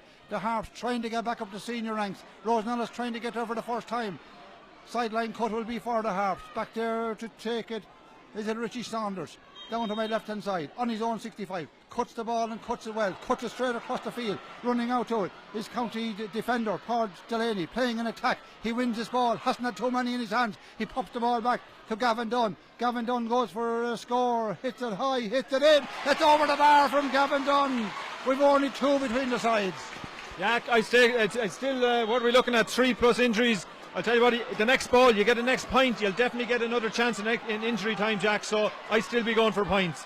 27 minutes gone then. The Harps now have it within their grasp. They trail by 2, 112 to 110, and they've won possession again from the ageless Conor Dunn, hand passing the ball forward. This is some finish from the Harps. Owen Clancy with the ball, turning left, turning right, gives it to John Brophy, another county player for many years, turning, twisting with the ball. Referee was the Towers given advantage, gives it back to his corner forward. Owen Clancy, up along the sideline goes Clancy, tackled strongly, helmet, head almost taken off him. It'll be a sideline cut, or will it be a free? I think it could be a free. John Lawler's asking the referee how much additional time is to be played, and this could be crucial, Enda. Yeah, this is going to be a tough one now for Mick, but we'll see how he goes. He's a good free taker, as we said. He needs to nail this one. It's a big one. Just to leave one between the sides. It's 112 to 110, and we have a little over a minute of normal time left in the game. 28 minutes and 40 seconds. Mick Lanigan with the free, just in the sideline. Drills it in, drills it all the way, drills it over the bar. There's one between the sides. Lanigan lands that one. 112 to 111. The free popping over the bar. Exactly 29 minutes played now in the second half. Looking to see what time will be added. That's 5 scores in a row for the Harps, including the goal. A minute of normal time left. Puck out comes. Possession is vital for either side. The Harps trail by 1. They're looking for possession. They're on the ground, trying to get it up there. Was Killian Killally, but he can't get it. The Harps, there's about 12 players in a huddle there away. Coming with the ball are the Harps. Coming out is Gavin Dunn. Gavin throws it up, took 2 hours out of the ball. And the referee, who's been deadly on over-carrying the ball all day, gives the free. 2 minutes of additional time. I thought there might be more. We're right on 29 and a half minutes. This is a crucial free now for Rosenallis. I actually thought that was a bit harsh, to tell you the truth now, Jack.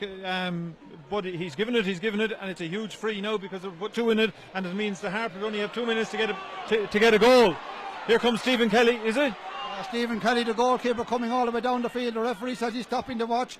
He's telling the Harps players there's time being wasted. Normally Paddy Keating might take these. Stephen Kelly landed the first score of the game from a free for him after 6 minutes of play, but he was wide on 2 more. This one against the breeze. This one is just a 2 metre outside his own 65, about 75 metres out. Stephen Kelly, the goalkeeper. This could be crucial. This to put 2 between the sides. With 22 seconds of additional time played. Kelly goes for the big one. It's a massive puck. It's dropping. Oh, it's just to the left and wide.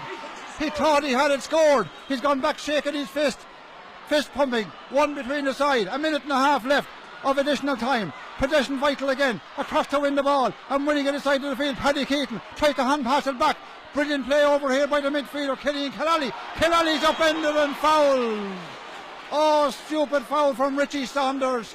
There was no need to do it, I think, on this occasion, Enda. Well, that one was a free, and here comes Stephen again. Maybe he will get this one, and he'll learn from the flight of the ball of the last one, but there was definitely no need. There was no need. He didn't give Porrick any choice. 1 minute and 6 seconds of additional time played. The referee had indicated 2. There was stoppage time, but Rosenallis hanging on by their fingertips. Stephen Kelly thought he nailed the last one. He's come out to this one. Paddy Keaton says he's taken it. He's going to place it. The referee tells him to take it back a yard. Every second to him counts. 61 minutes and 25 seconds. A half a minute left in the game. Keaton points the hurl in the direction of the goalpost. Rises the ball. Strikes it. Dropping into the square. Ball brought down, picked up back there by Gavin Dunn. The Harps worked the ball out. Here's a one last chance for them. Barry Dunn with the ball. Barry Dunn hits it out to the side of the field. The Harps should still win it. Coming away with it. And strongly with the ball. Out to the side of the field. Porrick Dunn for the Harps. He goes for the score, but it'll drop short. Andy could happen. Ball just 20 metres out. It falls down. Boggy had it. Turns back around. Turning, striking it over his shoulder. Was Kieran Comerford, but he drills it wide. Oh, Kieran Comerford puts the ball wide. Was that the last chance for the Harps? Rosenallis won 12. The Harps won 11. 2 minutes and 12 seconds. That was a great chance. That was a great chance, and he did all the hard work. He did fierce well to win a dirty ball after coming down out of the air. I think that's it, is it? Puck out comes. There was a bit of stoppage time. John Lennon beaten for the ball in the air. Ball falls down at the feet. Referees letting play go on. One last chance. Whoever wins the ball. Oh, picked off the ground. Picked straight off the ground by the Harps. Ball is drilled inside. Stephen Kelly will watch it go out to his right and wide again. That surely is the last chance. Are Rosenallis going to make history? Are they going to play senior hurling as well as senior football next year? What an achievement by the little village. Stephen Kelly with the ball, pucks it into the clouds. Referee blows the full-time whistle. It's all over. It's all over, and Rosenallis are the Laois Senior A champions. What an achievement. They held on by their fingertips. The Harps again beaten in the final. They've been beaten in so many finals since they were formed in 1984, and when they played Port Laois and played on a replay way back then. But today, Enda, they had their chances at the end of it all to at least snatch a draw. Well, the Harps hurled, if we're realistic, Jack, the Harps hurled, I'm saying, for about 10 minutes. The problem is the game went on for an hour, and of that hour, I'd say Rosenallis hurled for the best part of it. And they can look at outstanding performances. The finals were outstanding. John Lennon is we know he's a great player. He's a fierce, honest player. And for me, inside, Brian Fitzpatrick did an outstanding job today of hard work. He could hurl, he got the goal and he got a point, but his honesty and he's running off the ball and hooking and blocking, I thought they were outstanding. Well, there'll be some celebrations in the little village of Rosenallis tonight and for a few days to come. I would say they are the Senior A champions. They'll play senior football and senior hurling next year. The final score, the minimum, Rosenallis 112, the Harps 111.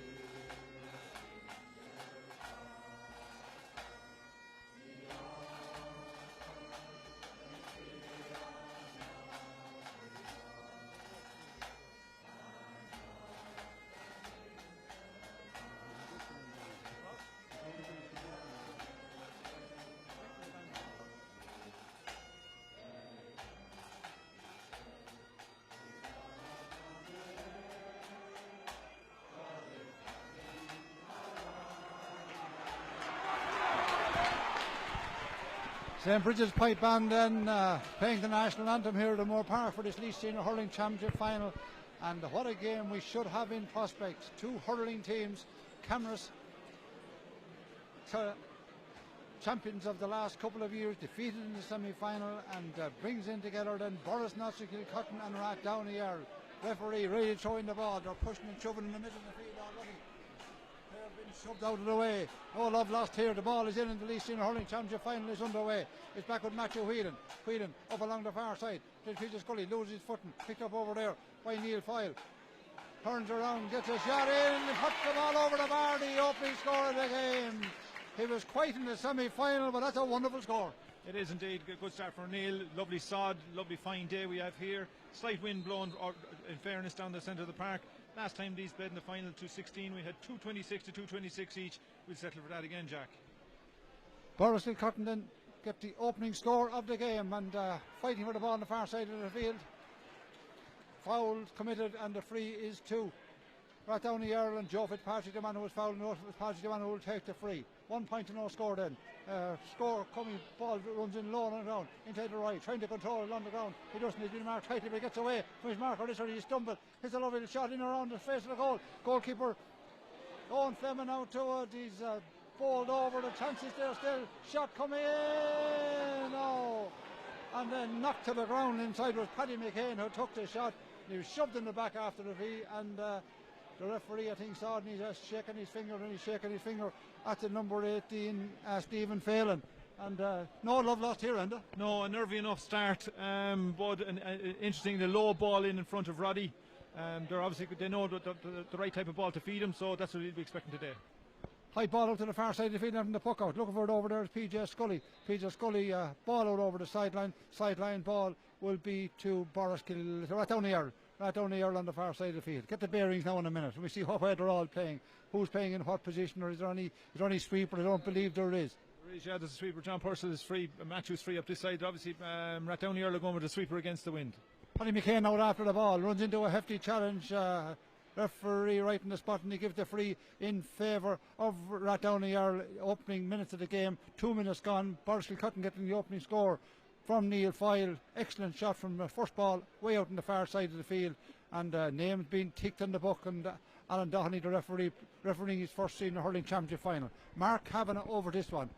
Hadn't the greatest of days in the semi-final from place balls. This one now can be a real confidence booster for him. He's inside his own 65. He's on the far side of the field. Mark rises the ball, threw it up very, very high, strikes it, but strikes it to the right and wide, and that's the second wide of the game for Rat Downey Earl. And Mark will be deadly accurate for Laois right throughout the year, and he won't be too happy with that one. But the puck out comes again from Owen Fleming. Fleming drills one to the far side of the field, going back up, go to hand, ball breaks down, picked up by the corner back inside Jimmy Corrigan. Down along the far side of the field. Up go the hurls again for this one. Paddy McCain was there, but he's beaten for the ball, and well beaten for it. With the corner back inside Stephen Finan. He's a tidy cornerback. Ball falls.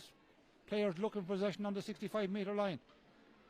Piling into it. Pulled on first time on the ground by Joe Fitzpatrick, and pulled on again by Mark Kavanagh. That's a great strike, but it was too far. Right down to the right-hand side, and both players, sets of players getting stuck in early. And there indeed. Now the format that Rat Downey Earl are playing, will they have used it in the group stages of the championship, not by their own choice, but simply most teams were afraid of them and actually dropped deep, which means John Purcell being free isn't unusual, but they'll actually chop and change. Paddy now is actually standing free for the puck out at the minute, so they'll chop and change the sweeper, but they'll leave somebody in front of the D for the first half anyway. Paddy Purcell then operating as a sweeper at the moment. Down the far side of the field, Jimmy Corrigan. Corrigan tackled on the far side by PJ Scully. It'll be a free for Paddy Purcell. Takes it, hits it high, long one, dropping in towards Roddy King. Matthew Whelan comes across to it as well. Trying to win the ball there was James Ryan, the midfielder. But a heavy tackle from all sides, and they're certainly piling into it. And the referee, like the referee in the first game, is going to be dead nuts on over carrying the ball, and that means it's a free out, and the free out will be to Boris Kilcotton, and Matthew Whelan back there to take it. PJ Scully's coming all the way back. Well, he has the breeze behind him, but if he could land this one, there's a bit of a murmur around the stand when they saw what he was doing. But PJ is a big striker of the ball. He's a confidence player, and Moore Park is his place, and he certainly is producing the goods all year for Borriskilcotton. 18 points in the semi-final, 14 of those from frees, one a sideline cut. PJ goes for this one. It's a massive puck. Dropping all the way over the bar. What a strike from PJ Scully inside his own 45, and he nailed it. And after Mark missing the first one, PJ wanted to nail his one. So it's a two outstanding free takers we have here today, and it'll be a serious competition. The ball on the score. Danger in there, and the danger is averted by Damien Madden as he pulled the ball out to the sideline. Oh, almost a mistake in the defence, and anything could have happened. Could have ended up in the back of the net, but the goalkeeper was alert to it. It's a point each. PJ Scully's shot was inside his own 45. We'll add up that yards in a few minutes, but it's some strike of the ball. 5 minutes gone in this opening half. Borriskilcotton lead by 2 points to no score.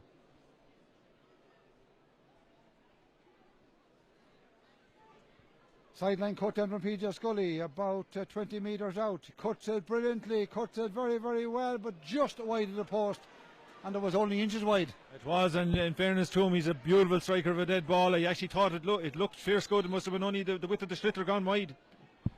Puck out comes then, inside from Damien Madden, straight down to Paddy Purcell. Purcell takes it on the run, but it's knocked off his hurl there by Dara Quinlan. Lovely ball though outside to Eric Killeen. Killeen down along the sideline. The chase after is Paddy McCain. Paddy McCain, the ball beats them all, and the ball goes out and out to the left and widest, the fourth wide of the game for that down the yard, with 6 minutes played in the opening half.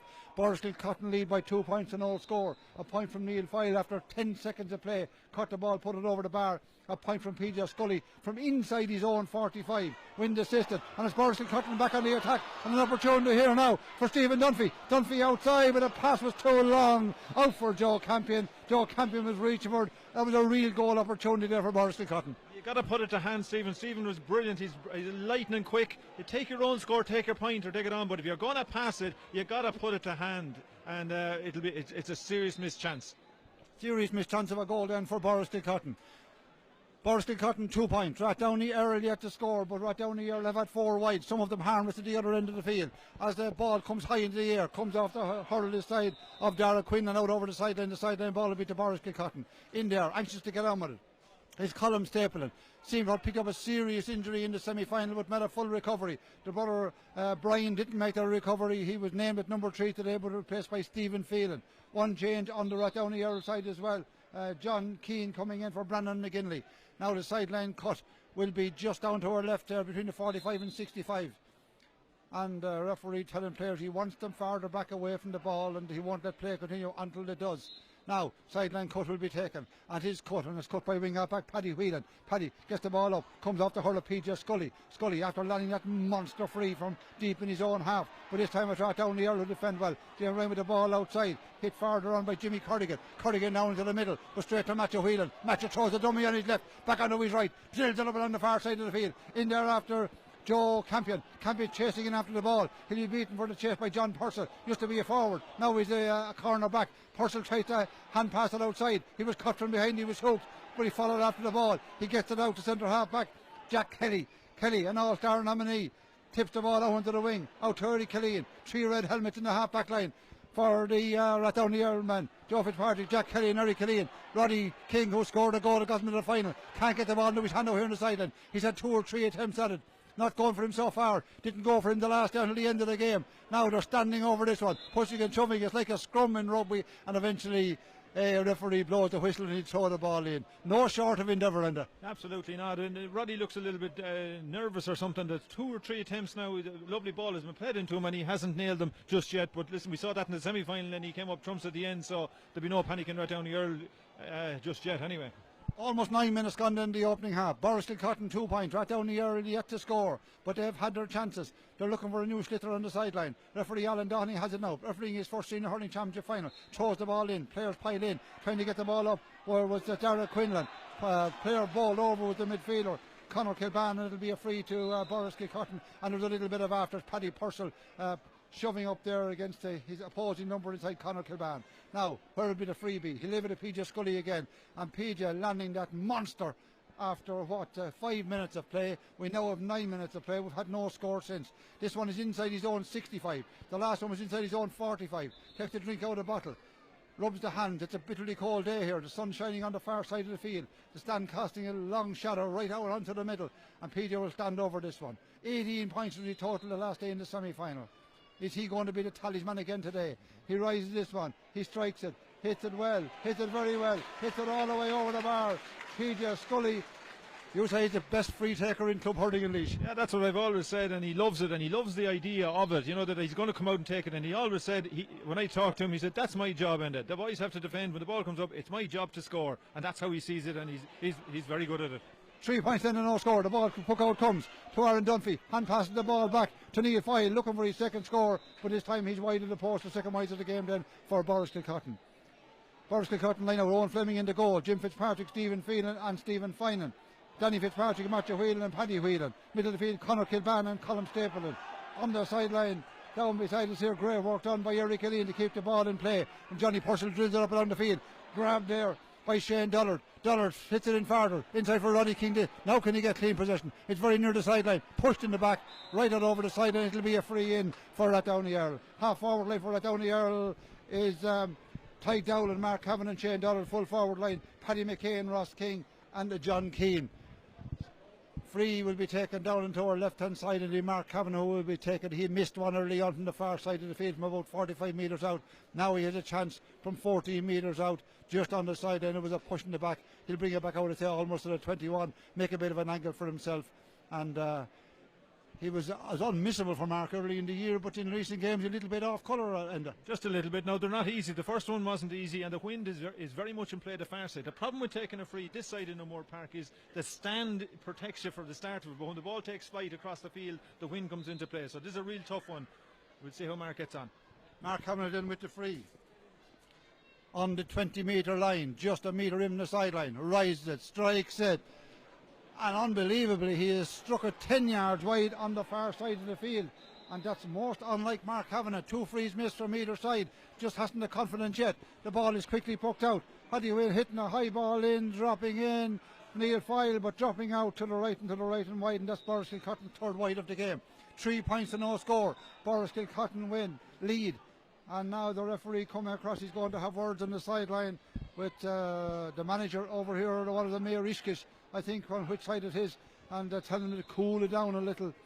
Management today, of course, the Boris Kilcotton, his own Brisland from Tipperary, and John Delaney, the manager of Rathdowney Earl, losing the ball down along the sideline was Eric Killeen. He wins it back, he goes off on a run. He's a powerful hurler and still going forward, chased by Joe Campion, who's also a powerful hurler. A great run back there, great tracking back by Joe Campion. Absolutely, Joe's captain. You got to set, he's set an example by the way he plays, not just the way he leads. And in fairness to him, they have settled better.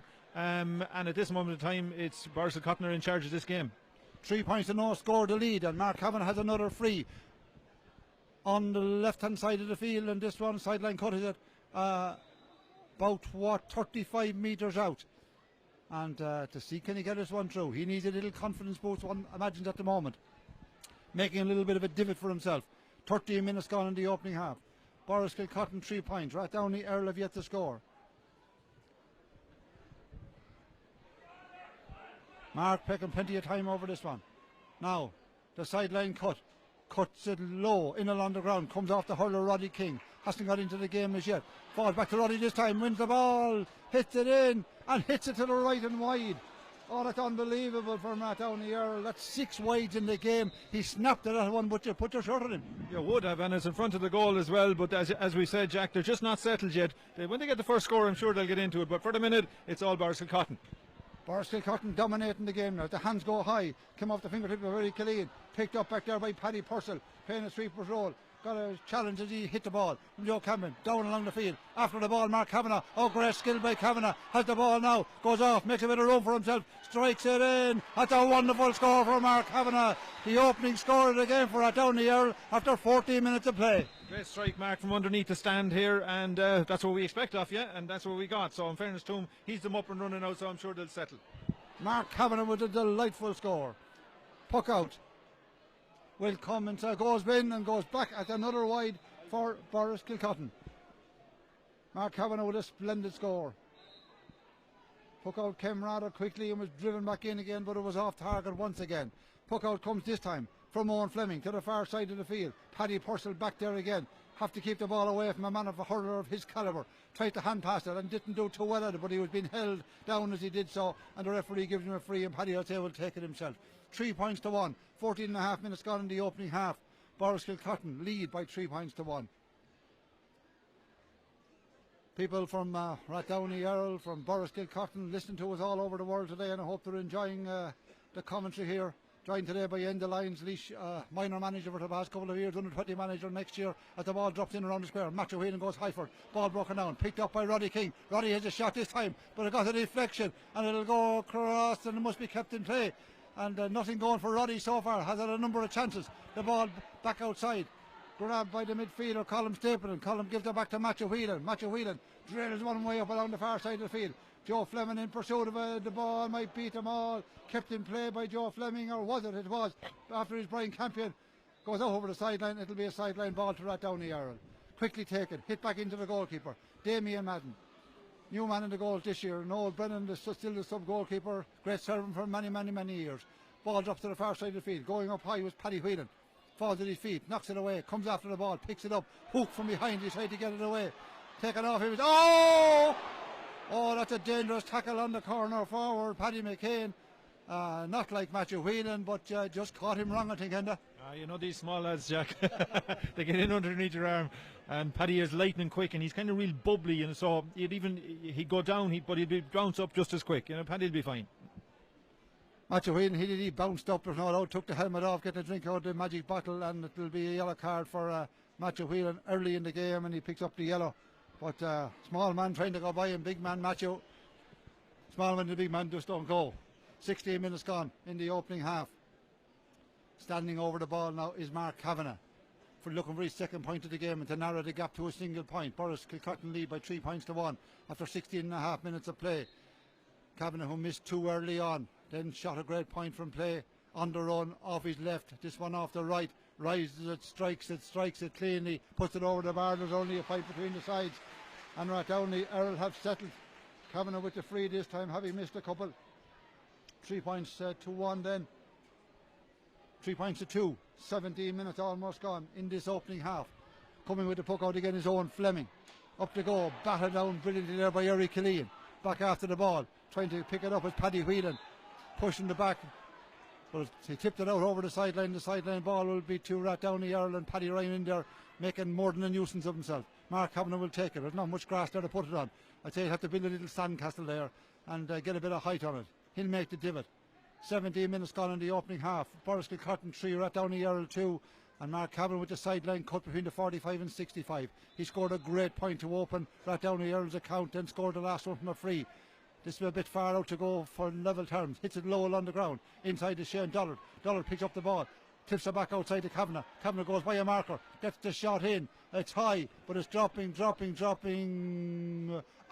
And out to the right and wide. And that's what the 7th wide of the game in the lines for Rathdowney Earl. Yeah, they're kind of settled down now, though. We've settled into the sweeper system. The lads have decided who's marking who's playing who.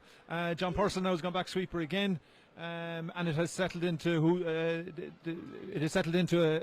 a physical but a good game so far. John Purcell, where he is now at the minute, will suit him. Jack Kelly, I see, is picking up Neil Foyle. But up the other end, you have the 2 inside men. You have Roddy and Paddy McCain inside, which means John Keane, who was lined out as corner forward, is now back in the middle of the park where we expected him to play. Stephen Phelan, who came in place of Brian Stapleton, he's picking up the marking duties on Roddy King, doing well so far, or Roddy's not doing well so far. Ball in on the square, grabbed in there by wing half-back Eric Killeen, who's back covering in the square. He's under pressure coming out, but just got a tip to it, knocks it out a little bit farther, picked up by on the far side of the field by Joe Fitzpatrick, hand pass back into the middle, cleared by Johnny Purcell. Massive ball right down along the field. Possession is vital here now, and it's won by James Ryan. Ryan was tackled illegally. The referee says, did he say play on? No, but playing on was Ryan, but the referee's going to call it back. And now there's a chance for Mark Kavanagh about 50 metres out and just in from the sideline. He's there already. He's on the spot to knock this one over the bar. And Mark is getting into his stride as well. He is, yeah. And in fairness to James Ryan there, he took a heavy tackle. Didn't make it. It just got about his business. And some other people might feel sorry for themselves or rolling around. Worker, they call him Worker for a reason. He jumps up, away we go. Game on.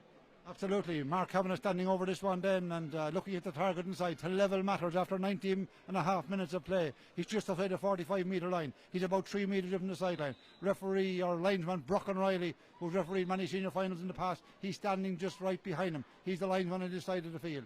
Alan Doheney's the referee, doing well so far in his first ever Laois Senior Hurling Championship final. Kavanagh looks at a target inside, rises it, strikes it, and again he has driven the ball to the right and wide. And by Mark Kavanagh's standards, he'll be bitterly disappointed with that. Oh, and he will be more than anybody else, but because he knows on the other side you have PJ who's unerringly accurate as well. So it's going to be, if it comes down to a close game, they'll all remember these ones. So Mark can't afford to leave anything behind. Puck out will come again inside from Owen Fleming. 3 points to 2. Boris Kilcotton still lead, and that's only because of the terrible misses from the Rathdowney Earl men. Ball now dropping in the square. Chance inside in there. Falls around the square to pick it up now with Johnny Purcell. Johnny Purcell loses the ball. Peter Scully was in. Pull strong. Just couldn't get a touch on the ball. And picking it up and winning it back there brilliantly with John Kane. Oh, there was danger in there, and Rathdowney Earl could have punished, or Boris Kilcotton could have punished Rathdowney Earl. Ball back outside. Opportunity is there. Drilled in. Dropping in. But dropping to the right and wide.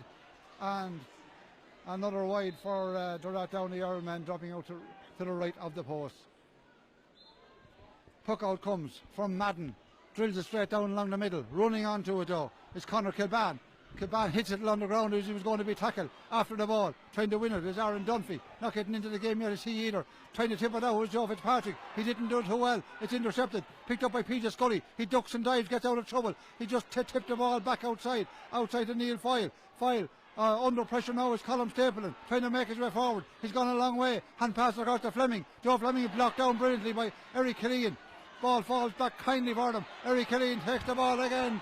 Oh, it's developing into a some game now. At the ball, Roddy King was surely being held down there, but the ball knocks out over the sideline, and the linesman said the last touch was from Roddy King. It'll be a sideline ball to Boris Kilcotton. She's livening up a bit, Enda. It is indeed, yeah, and Stephen Phelan is not going to give Roddy too much space today. Stephen is a very physical player. He's a good bloody hurler, and he likes physical contact, and that's what we expect here today. Sideline cut then is taken and drilled up along the field. It's stopped there by John Keane. But going nowhere at the moment. Players pile in. James Ryan piles in, but he's tackled as well from behind. Hands are in, hurls are in, everything's in. They'll get knotted up in one another. Going nowhere. The referee would do well to blow the whistle and to throw the ball in. We have 22 minutes gone in the opening half. Low scoring final. I predicted on the radio on Friday that they'd go into the 20s. They'll do well to get up anywhere near the 20s at the moment. Very, very low scoring. Tight, as tight can be. Lovely pop hand passed outside from Conor Kilban. Taken on the run by Joe Fleming. Joe knocked to the ground, the ball taken off him. Pulled around the neck is Mark Kavanagh. And for the second time, and no free was given, and Brocken Riley gives the ball in favour of the Boris Kilcotton men. I think on this occasion Mark Kavanagh might have been a little bit hard done by. Yeah, well, you can't, I suppose if it's going to the physical, you kind of let them all go. It's a little bit high that time, all right, but I think Alan's doing a good job, in fairness. Sideline cut then this side of the field for Boris Kilcotton. They still lead by 3 points to 2. 22.5 minutes gone. And they haven't scored since the 10th minute of Boris Kilcotton when they led by 3 points to no score. The opening 3 scores coming from Neil Foyle and 2 from Peter Scully. This went well within his compass. Peter hits it, no, low, drops in low on the ground, counts back off Foyle, comes back outside to Joe Campion, and Joe Campion puts the ball over the bar. Great finish from Joe Campion. Fine score. He loves it. His favourite side off his backhand side. He can throw the ball above his head and score. Very accurate. Good score, Joe. 4 points to 2 then. Up to go for the ball again. It's knocked down by James Ryan. 23 minutes gone in this opening half. Boris Kilcotton lead, and then bit of a rash challenge on Paddy Purcell going forward from the wing half back. Danny Fitzpatrick. He knew straight away he had done wrong. He did, yeah, but again.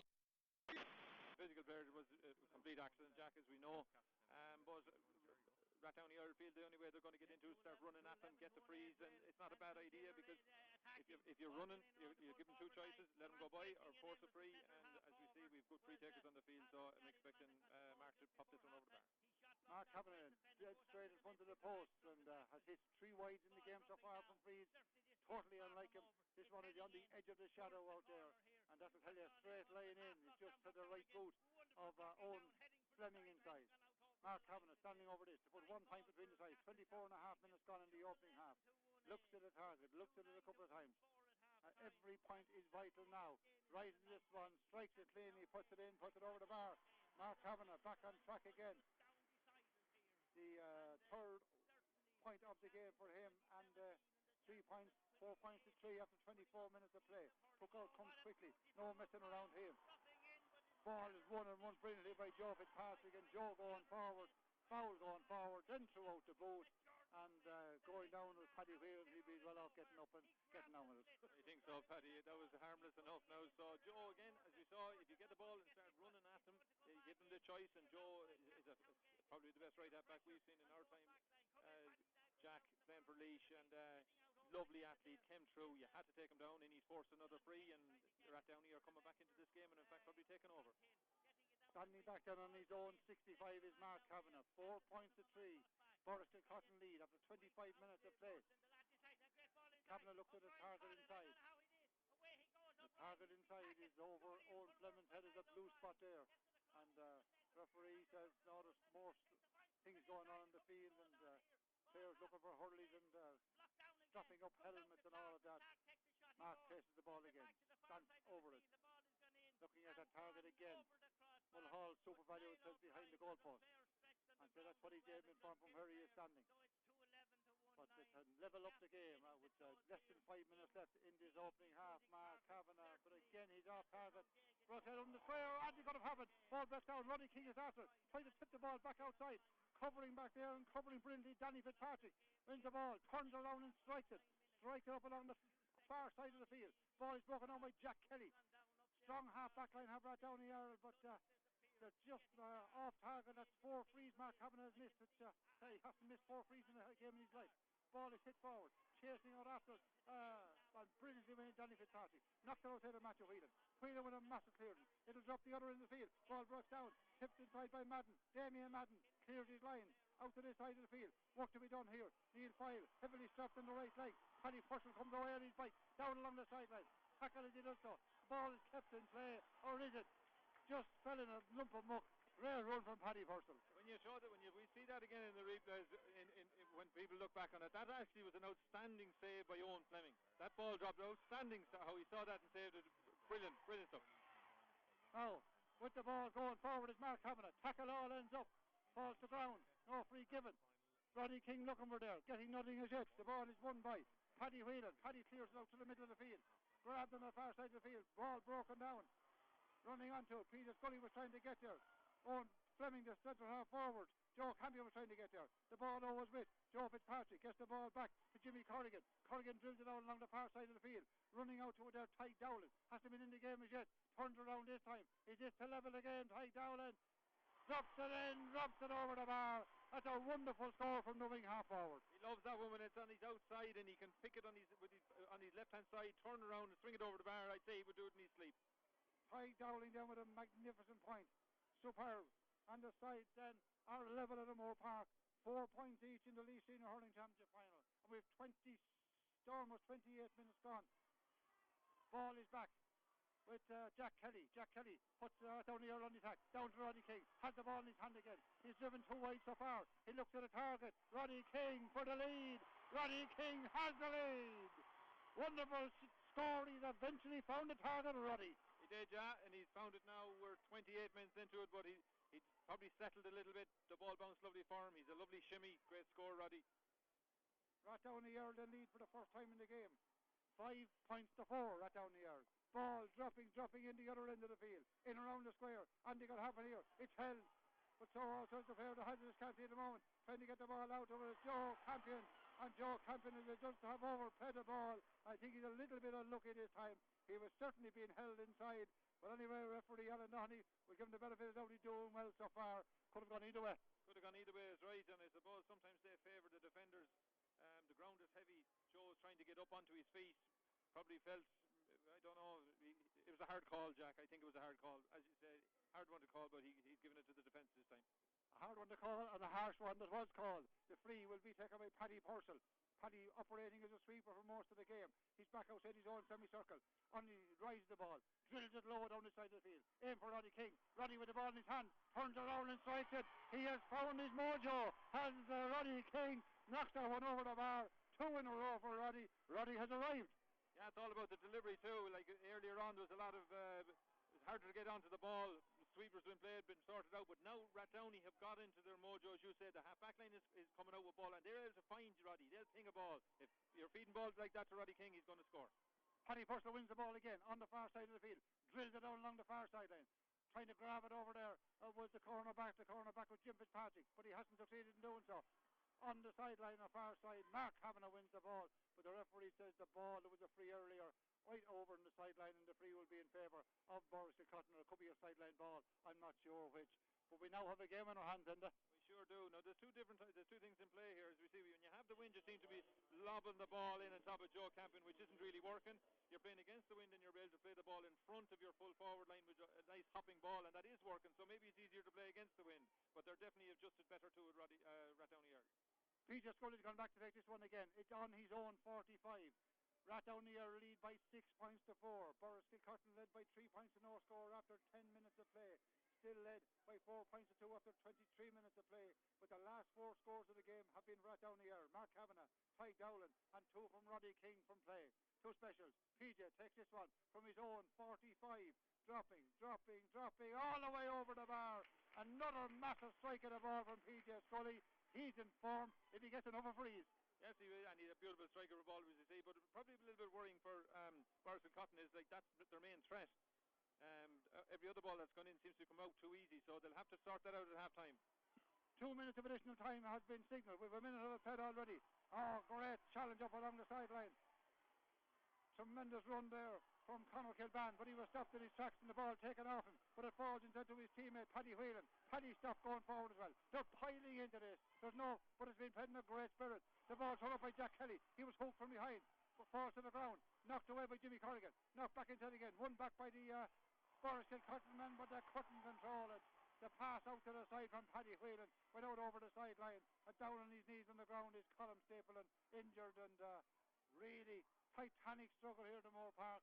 6 points to 5. Rathdowney are a lead, and we've only about 15 seconds of the additional time left in this opening half. It was a great battle. That's a super battle, but now these battles that are happening now, Rathdowney Earl seem to be winning them, whereas at the start of the game you felt Boris Cotton were getting the rub of the green or even coming out with the dirty ball, but Rathdowney are in control of this game at the moment.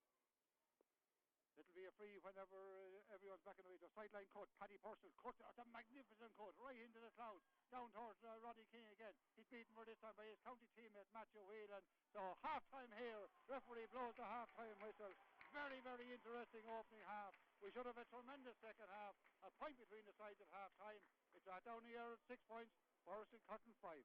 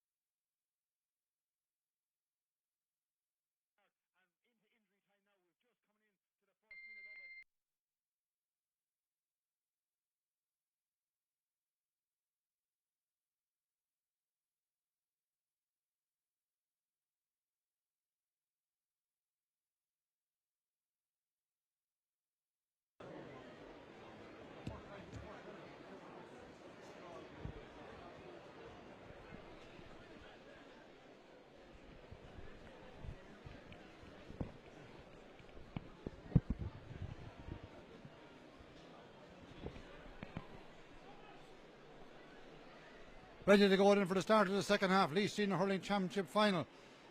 Doherty throws in the ball and the second half is underway. There's only a point between the sides, and that point is in favour of Rathdowney Earl.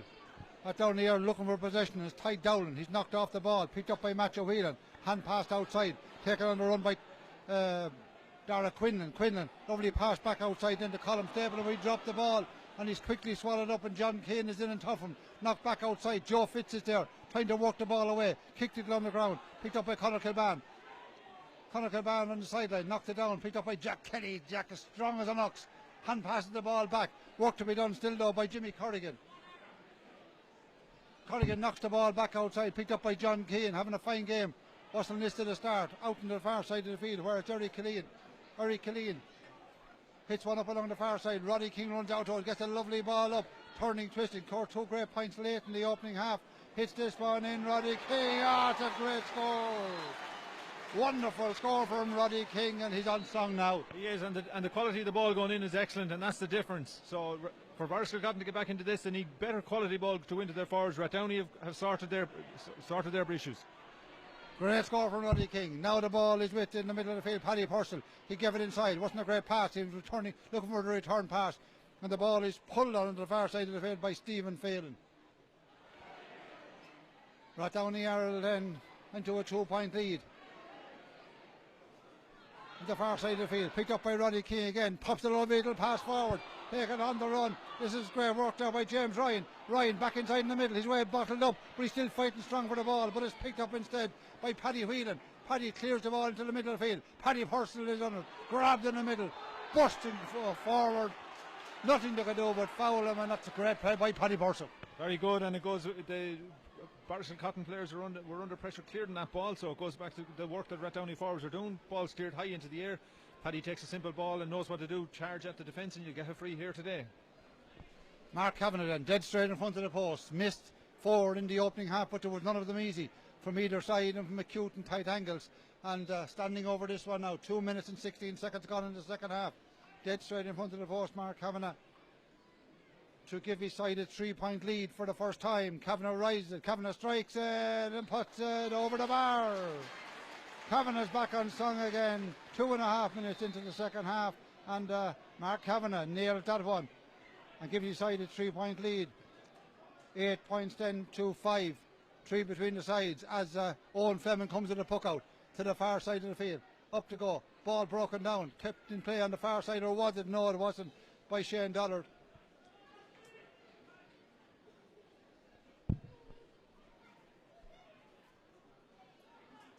St. Ryan is with their noses in front in the Offaly Senior Hurling Championship for the first time in the game. They were level early on. Burr led all the way, led by 3 and 4 and 5 points.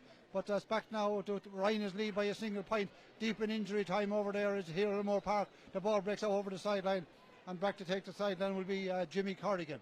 Here at Moore Park, 3 minutes gone in the second half. It's Rathdowney Earl 8 points, Borris Kilcotton 5, 3 between the sides. Ball cut low on the ground, but straight over the sideline, and the sideline ball will be back with Borris Kilcotton. Peter Scully's across there on the far side of the field, surely to take the sideline cut. It's been placed instead. Going to be left to Peter Scully now after a bit of indecision. Brock and Riley over there with the flag held and pointing in the direction of Portlaoise. 8 points to 5, Rathdowney Earl lead. Just 4 minutes gone. Peter Scully placing the ball about 30 metres out, looking at the target inside, going to make another little bit of a divot for himself. There's plenty of time to do so. Alan Duffy in no hurry with him, and Scully can pop these over the bar. He scored a great one in the semi-final. Looking at the target now, hit it went low along the ground, picked up on the far side of the field by Eric Killeen. Killeen comes solo now with it, tips one forward, but to cut it off on the far side is Stephen Phelan. Phelan with the ball, turns onto his right, hits it in high. It'll drop in. And the ball is won by Paddy Purcell. Paddy's foul and be a free out. St. Ryaners have just won the Offaly Senior Hurling final, coming from behind to beat Burr. As the ball has been Roddy King. Roddy King turning and twisting with the ball onto his left, strikes it in, looking for his 4 points of the game, and he gets it. Roddy King, he's on fire. couldn't do anything right early on, can't do anything wrong now, Enda. And they've changed the marker on him as well. Stephen's gone off him and Stephen Finan's gone on him, so they have to try something, but they equally have to be very clever when hitting the ball, because Paddy Purcell is the Rathdowney sweeper and he's cleaning up as well, so a lot of work for Boris Cotton to do. 5 minutes now gone in the second half. Rathdowney Earl have got 3 in a row in the second half and the lead by 9 points to 5. Ball picked up by Mark Kavanagh going forward. He's throttled to the ground. He wins the free. He's pushed back as well, but the free is given and you might as well put the ball over the bar yourself. Mark Kavanagh will take this one dead straight in front of the post and being very, very agitated with Stephen Phelan, and it could come into a shootout, but he needs to, lads, yet. Well, if it does, I think Rathdowney Earl are just going to get more frees the way the game is panning out. They're playing the conditions probably better, and they're a bigger threat when the ball goes inside. And Barnsley Cotton haven't sorted how they're going to defend and who's sweeper. They're chopping and changing simply because they haven't got the right formula yet. Kavanagh in with the free, but play will be held up for a moment or so because player down injured outside the semicircle is the Borriskil Cotton player. We'll see in a moment, but on the scoreboard, which is the most important thing here in Moore Park today, with 6 minutes gone in the second half, is Rathdowney Earl 9 points, Borriskil Cotton 5. 3 scores in the second half, 2 of them from Roddy King. So between the last 7 minutes, 5 minutes of the opening half and the first 5 minutes of the second half, Roddy has scored 4 points. Yeah, there's Roddy show so far, so and that's just the way it's panning out. And that was Jim Fitz actually. Jim needs to be okay. So Jim is he's man marking. It's still Stephen Finan that's marking Roddy. We then have 6 minutes gone in the second half, 6.5. Mark Kavanagh standing over this one, dead straight in front of the post. This to give his side a 5-point lead, and that could be significant at this stage of the game. Kavanagh looks at the target, looks at the ball, rises it high as always, strikes it cleanly and strikes it all the way over the bar. Mark Kavanagh with that 60-metre free pops it in and brings the total of 10 points for Rathdowney Earl, and the lead by 5, 10 points to 5, and we've 7 minutes gone in the second half.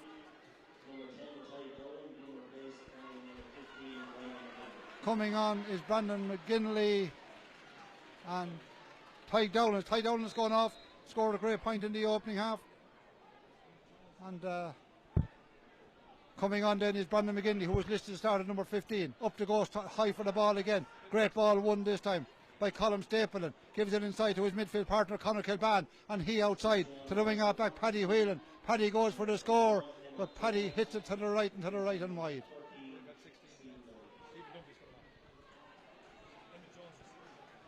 Emmett Jones coming in then for Stephen Dunphy. Stephen really hadn't got into the game. Emmett Jones made a huge impression when he came on the last day, and hit a couple of scores as well.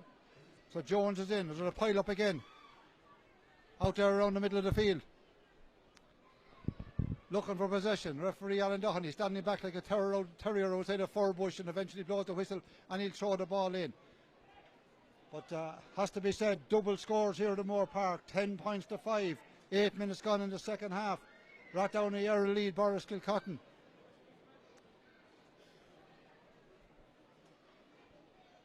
Clonkill have beaten Castlelongagan in the Westmeath Senior Hurling final by a goal, and St. Ryan is winning the Offaly final, defeating Burr. Long time coming for the St. Ryan's man. In possession of the ball now, going forward. Paddy Purcell couldn't get into his hand. First, second, third attempt taken out of it, cleanly out of it, it has to be said, and there'll be a bit of explaining to be done here. Could be Dan could be in trouble. Was that Dan in the first half as well? Referee's calling back Dara Quinlan for something, he said. He's going to talk to him. He wasn't the man that committed a tackle, but Dara Quinlan walked away in some disgust, so he's going to feel the wrath of the referee. Will be a yellow card for Dara Quinlan, but that wasn't where the tackle came from, and the man who was could be in some trouble is Danny Fitzpatrick. Yeah, Danny definitely took him out of it that time. That's definitely a yellow. So we'll see what transpires after this, how Alan reads it. I think it's just a yellow. Yeah. Yellow card then for Danny Fitzpatrick. 2 yellows in the one go for 2 Borriskil Cotton men. And now back at the ranch is Mark Kavanagh standing up in front of the post again to give his side a 6-point lead, and it's looking ominous now for Borriskil Cotton.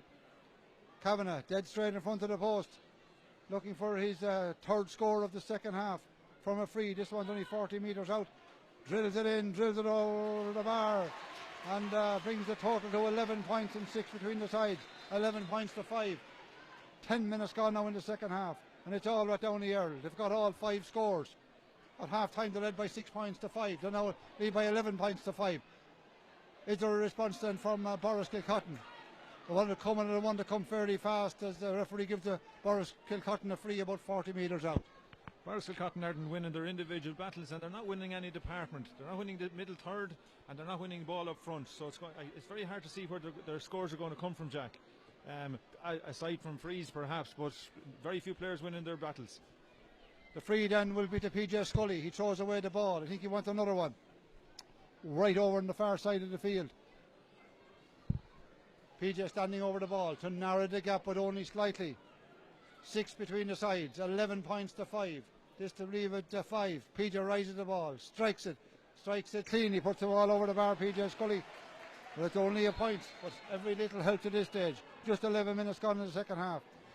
Boris Kilcotton trailing by 5 points, 11 points to 6. 5 between the sides, but what a goal might do for them if they could manufacture one up to this end of the field. Ball won brilliantly up here by Brandon McGinley. McGinley goes away with the ball, strikes it off the hurl, looking for the score, but it's just going to tail out far out down the air and out to the right and to the right and wide. Paddy Purcell still shoring up the channel there in the centre of the defence.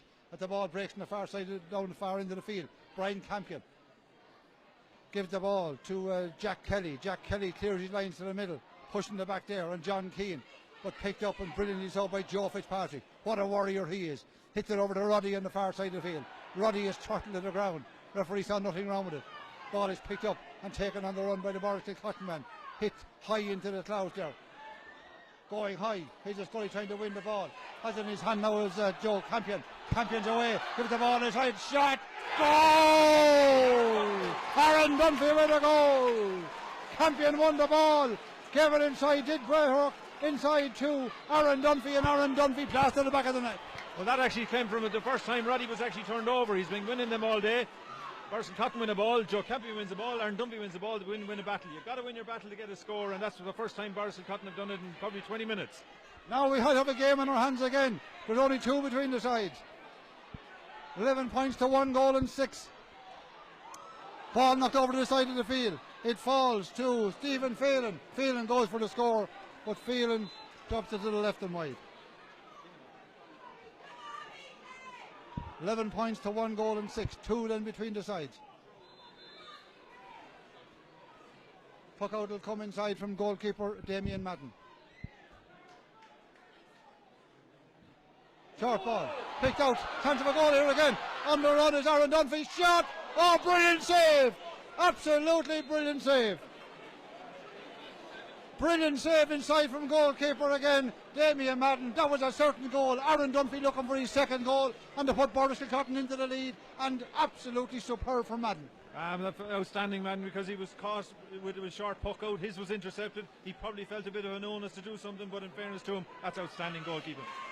But Aaron Dunphy had a great chance, mistake in down the early defence, and he was through for the goal. Well, I was looking where he was for the last hour or the last 3/4 of an hour, but the point is he got a chance, he took it, and he's now on fire again, and he's the player they need. He was probably our best player in the county last year as a forward, and we've only seen him for a few minutes here. Boris Kilcotton are going to do something. Aaron Dunphy needs to up it again. Well, when it looked like gone 6 points clear, right down the air after 11 minutes of play, a goal from Aaron Dunphy set up by Joe Campion. Now it's PJ Scully. PJ Scully with the free from 65 metres out. Oh, PJ Scully has drilled it wide, and that's the first one he has hit wide at 10 about 4 games, but just when they were needed to narrow the gap to a single point. It's Boris Kilcotton, 1-6. It's right down the air, 11 points, and that goal has certainly livened it up. But what a time to have a rare miss from PJ Scully.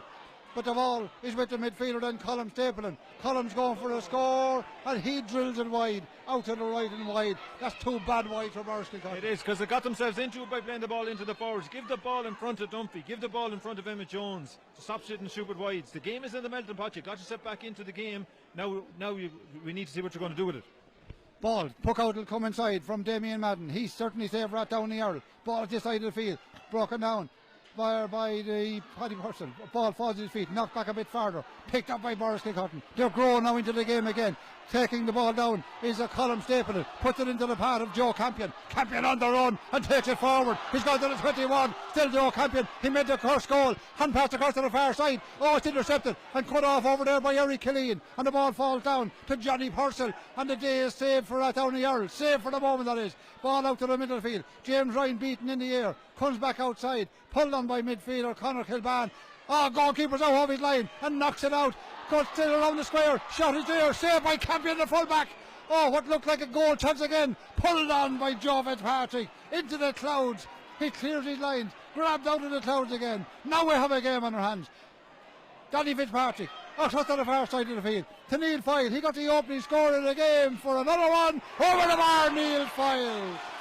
What a wonderful score from the far side of the field with a point between the sides. And a big change is Stephen Phelan has come out from the full-back position into the half-back. He's now lording it out there. He's got a couple of ball and he's in a better position for himself and a better position for Boris Kilcotton. A changing in the game at this moment in time. Oh, the puck out will come from Madden. Now we have, 15 minutes gone now in this second half. 15 minutes to go. Boris Kilcotton, who look dead and buried, have got the last 3 scores, including a goal, and they're back to within a single point of Atowny Earl and asking serious questions of them. Great tussle of possession on the far side of the field. After the ball over there was James Ryan. He couldn't control it. Nobody can control it. There's players diving in, piling in. Somebody has the ball. I think on the far side of the field is John Keane. Keane wins the ball, but the referee gives it a free, and he was foul going forward. And John Keane wasn't listed to start, but did in place of Brandon McGinley. He's had a fine game. Yeah, he has. In fairness, he's in the engine. He's very clever with the ball, and he's there for a reason. People wonder what he's not the biggest or strongest man, but he's an intelligent hurler, and that's why he's there. Conor Kilban will be disappointed that he gave away that free because I thought Boris Kilcotton had more players over there and could have managed the situation better. But Mark Kavanagh standing over the ball, and he has scored 3 points in the second half. This one about 40 metres out on the far side of the field. The sun, the stand shadow is almost gone across to him. Kavanagh rises it, Kavanagh strikes it and puts it over the bar. It's a 2-point game again, Mark Kavanagh. And that's the score badly needed to settle the Atowny Earl men again. 12 points to 1 goal and 7. Ball is won back there by Jack Kelly. Centre half back for Atowny Earl. He puts his team on the attack, but back covering back there is Danny Fitzpatrick. Danny do well to win this ball. They pile up on him. Matthew Whelan is there, but he's hooked from behind. But his teammate was there to pick it up, Fitzpatrick, and they come away again. Finan with the ball. The corner back for Boris Kilcotton. Gives it outside then. Pulled on by Colm Stapleton. Right down along the field. Running onto it and winning the ball and winning it brilliantly back there. The corner back is Jimmy Corrigan for Atowny Earl. Back to the full back. Brian Campion across to the wing back Eric Killeen for Atowny Earl, and a massive puck from him from deep in his own 45, but it goes tails out to the left and wide. Well, the first half was dull, and this one is. Yeah, no, it's a great second half. In fairness to them, everybody's up the ante, and we have a proper county final. Mark Kavanagh with a shot from 60 metres out, but he drills it to the right and wide again. The ball was won out there by Jack Kelly, given to him, and just tailed across. They got a touch, in fact. It's over a 65. I didn't think it would, but anyway, the man in charge thought it was, so it's a 65, and these are critical. Mark Kavanagh will take this one down in front of the post again. As I say, he's hit 4 points in the second half. A second half that's now 18 minutes old. And this one just on the right post. This to give his side a 3-point lead again. It's 12 points for Atowny Earl. It's 1-7 for Boris Kilcotton. Kavanagh standing over the ball, looking at the target inside. All the concentration in the world, and this is needed. Every point is vital at this stage. He missed 4 in the opening half. He has missed nothing in the second half. Drills this one in and drills it over the bar. Mark Kavanagh, 13 points to 1 goal and 7. And they're just creeping ahead again. They are, yeah. Boris Kilcotton got themselves back into the game, but they have to remember how they did that. It's got to be better ball into the forwards again. So they're going back to how they were playing the first half, and that's not going to work. Ball is won on the far side of the field by the Atowny Earl men again. Tipped off the hurl of Eric Killeen. Won back by the midfielder James Ryan. Ryan hits a high one inside. Trying to grab it out of the air was Brandon McGinley. The ball falls after. Could be an opportunity here, and there will be an opportunity for Paddy McGinn. He's in. Oh, his shot goes over the bar, does it? Comes off the post out for a 65. open goal chance, and somehow it had elevation. We've had two great keeping displays here. That's a brilliant, another great save by Fleming. He had a brilliant one in the first half. I don't think people really appreciate how tough it was, and that's really brave. Like, that's what keepers are here for. Keepers have to be brave. A great save. It looked like it was heading for the net. It got a touch, came up and out off of the hurling side of Owen Fleming, and out for a 65, and Mark Kavanagh will stand up in front of this one again. Now he's on the left post, a little bit farther over. All the time in the world, he'd take all the time in the world over it. 20 minutes gone in the second half. 10 minutes left in this absorbing Laois Senior Hurling Championship final. It's 13 points to 1 goal and 7. A 3-point lead for Rathdowney Earl. This for Mark Kavanagh to make it 4. Rises the ball. Strikes it cleanly this time. Very, very cleanly, Mark Kavanagh. And that's 3 in a row for Kavanagh. And the gap is now brought down to 4 points. Half forward line and Barris need to start winning ball. They need to get their team back into it, or else the game will go away from them again. Clock will tell us 20 and a half minutes gone in this second half, and Rathdowney Earl have hit 3 scores in a row. Roddy was looking for the ball on the far side, couldn't get it, taken off by Matthew Whelan, hand passed inside into the middle, taken by midfielder Colin Staple, hitting Lowell on the ground. Could be an opportunity here with Paddy Pursley mopping up again and drills it up along the sideline. Up here to one of the smallest men on the field, Paddy McCain. McCarry takes it on, hit a goal chance a minute ago, he's a point chance now, and Paddy McCain, fist in the air as he's coming out. Great score. Lovely ball in front of him though. He knew what he had to do. If you watch Jack Kelly, Joe Fitz, Eric Killeen, the way they deliver ball into their forwards, low along the ground. 21 minutes gone in the second half. Now it's a 5-point game. 15 points to 1 goal and 7. Ball is hit across though, and it was hit across for Paddy Whelan. Still in around the square, but the referee says there's a bit of holding going on, and he's given a free out to Rathdowney Earl, just as Boris Kilcotton were in sneaking looking for another goal. They've scored the only goal of the game so far. 1 goal and 7. 10 points. 15 points for Rathdowney Earl, and it has to be said, Rathdowney Earl, the scores are coming from all over the place. The free out will be taken inside by Paddy Purcell. He's been told to bring it back near to the 14-metre line. He's going to leave it instead for Brian Campion. Brian Campion, who was originally a goalkeeper, played with UCD in an Ireland final here at Moore Park when he was a student, and now brings this ball back and places it inside the square. It's a long way back, but he'll go for the long one as well. 22 minutes gone in the second half. 8 minutes left. Rathdowney Earl in control at the moment. Ball drops the far end of the field. Grabbed out of the clouds by Finan back there. Jim Fitzpatrick works the ball out to the side of the field. Running on out to his Johnny Purcell. He might get there second. He gets there first. Wins the ball. He used to be a forward. He's now a very accomplished cornerback for the lad this year. High ball dropping in. Dropping to the left and wide. And Owen Fleming watches it go out to his left and wide. Urgency about Fleming now. Drills it out to Matthew Whelan. Matthew grabs the ball and down a bit farther down along the sideline. Over on the far side of the field. Danny Fitzpatrick. Danny hits it on inside. Towards fine. Picks up the ball. Trying to make his way forward. Under the PJ Scully. PJ looks at the post and PJ drills it over. Just to keep the clock ticking over. Yeah, but clever, just a better quality ball going in. If you think about how that score came, Jack, it was just 2 good passes into PJ and not aimless shooting. So that's the difference between the two sides. Give your forwards a chance to win the ball, a decent ball, and they're really good forwards here on display today. They'll turn it into a score for you.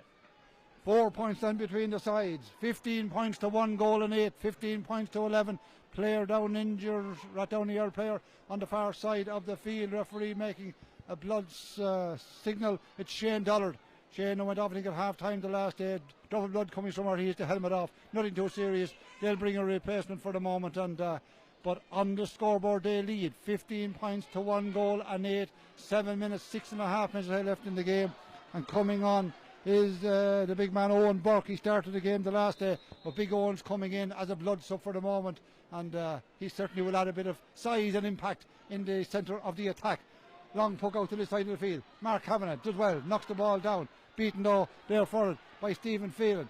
Matthew Whelan hand passing the ball outside, grabbed out of the clouds by Colin Stapleton, inside into the middle of Danny Fitzpatrick for Boris Kilcotton. Long ball down, but missed down there by Paddy Whelan, who's now playing in the attack, and ball given out again to that man Johnny Purcell. Brother of Paddy's, long one forward, chasing in after the ball. Jim Fitzpatrick tries to win it, tackle from behind, knocked out over the end line. 65-metre free. Now the referee says there was a bit of a stop at the hurl. He's given the free out, and the free out will be to Boris Kilcotton. But time is ticking on, 6 minutes left. Boris Kilcotton needs scores. They do, and when the ball goes into the Boris Kilcotton defence, it's not coming out easy. McGinley, King, Kavanagh, Paddy McCain, they get the hurl in there. They're hooking, they're blocking, and they're putting in an honest shift, as well as being good forwards. They've been very, very good in that department as well, Jack. Puck out will come then from free out will come from Owen Fleming. Boris Kilcotton needs the scores. They trail by 4 points, and there's 6 minutes left in the game. Up goes the hurl. Joe Fitzpatrick knocked the ball down. Boris Kilcotton need possession, and they have it going forward, but they lost it. John Keane did very, very well to knock the ball away, trying to get it up. A centre half forward, Mark Kavanagh. He was just pushed out of the way physically. The ball is won by Paddy Purcell, and Paddy Purcell wins a free as well, and the referee pointing in the direction of the Rathdowney Earl boys. 55 minutes says on the clock. 5 minutes left. Absorbing second half. Poor for enough first half, but certainly Rathdowney Earl opened up in the second half, and then the goal brought the Boris Kilcotton men right back into it, Aaron Dunphy, but they haven't been able to drive on Enda. No,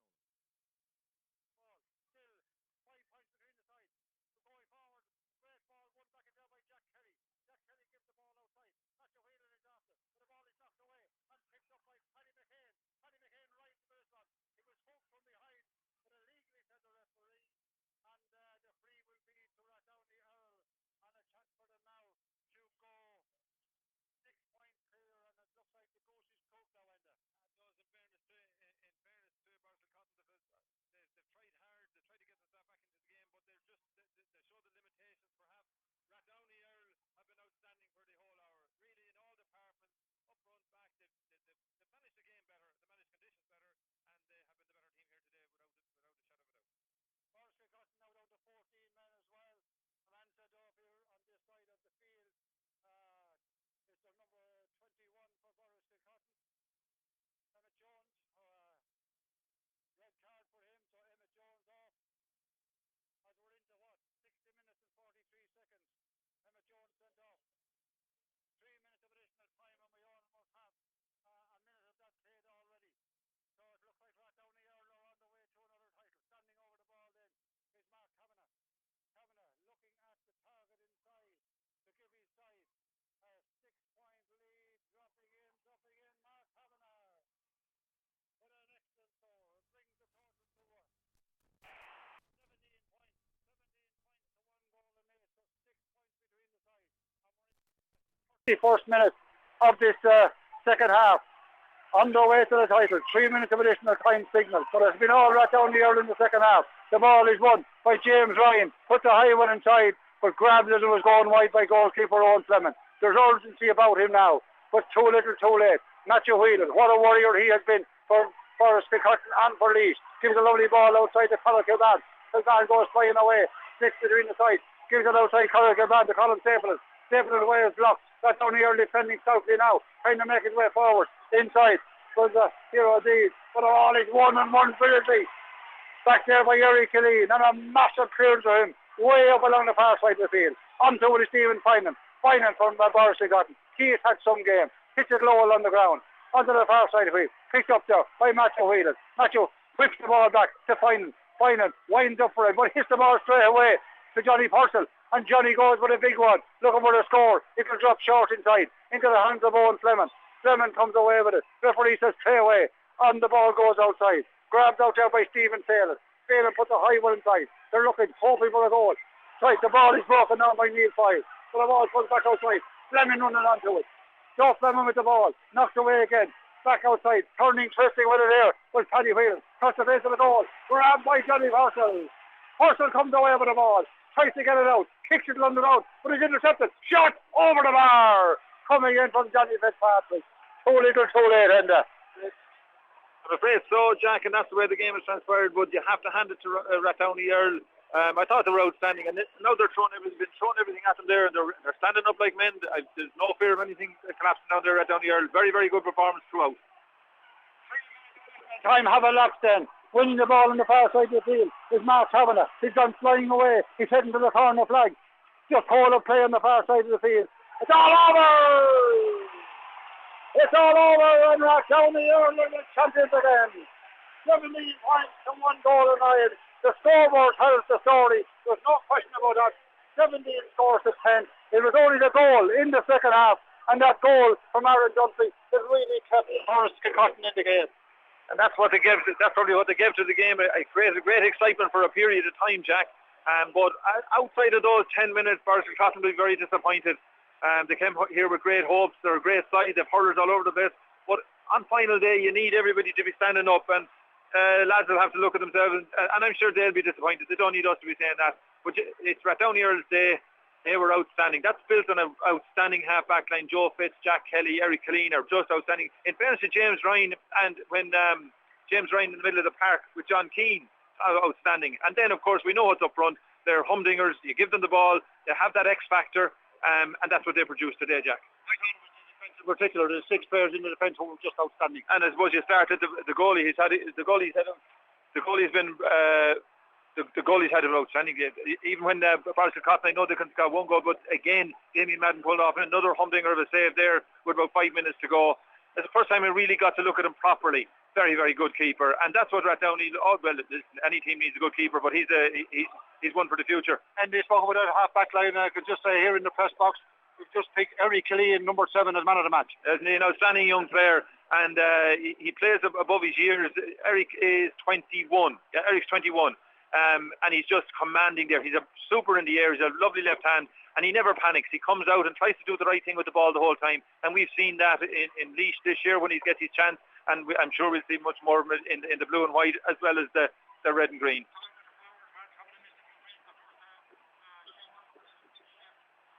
Roddy King quite early on, but he hit 4 massive scores, 2 either side of half-time. Yeah, he did, and Roddy was expected to do that. That's what he's able to do, and he did that for his teammates today.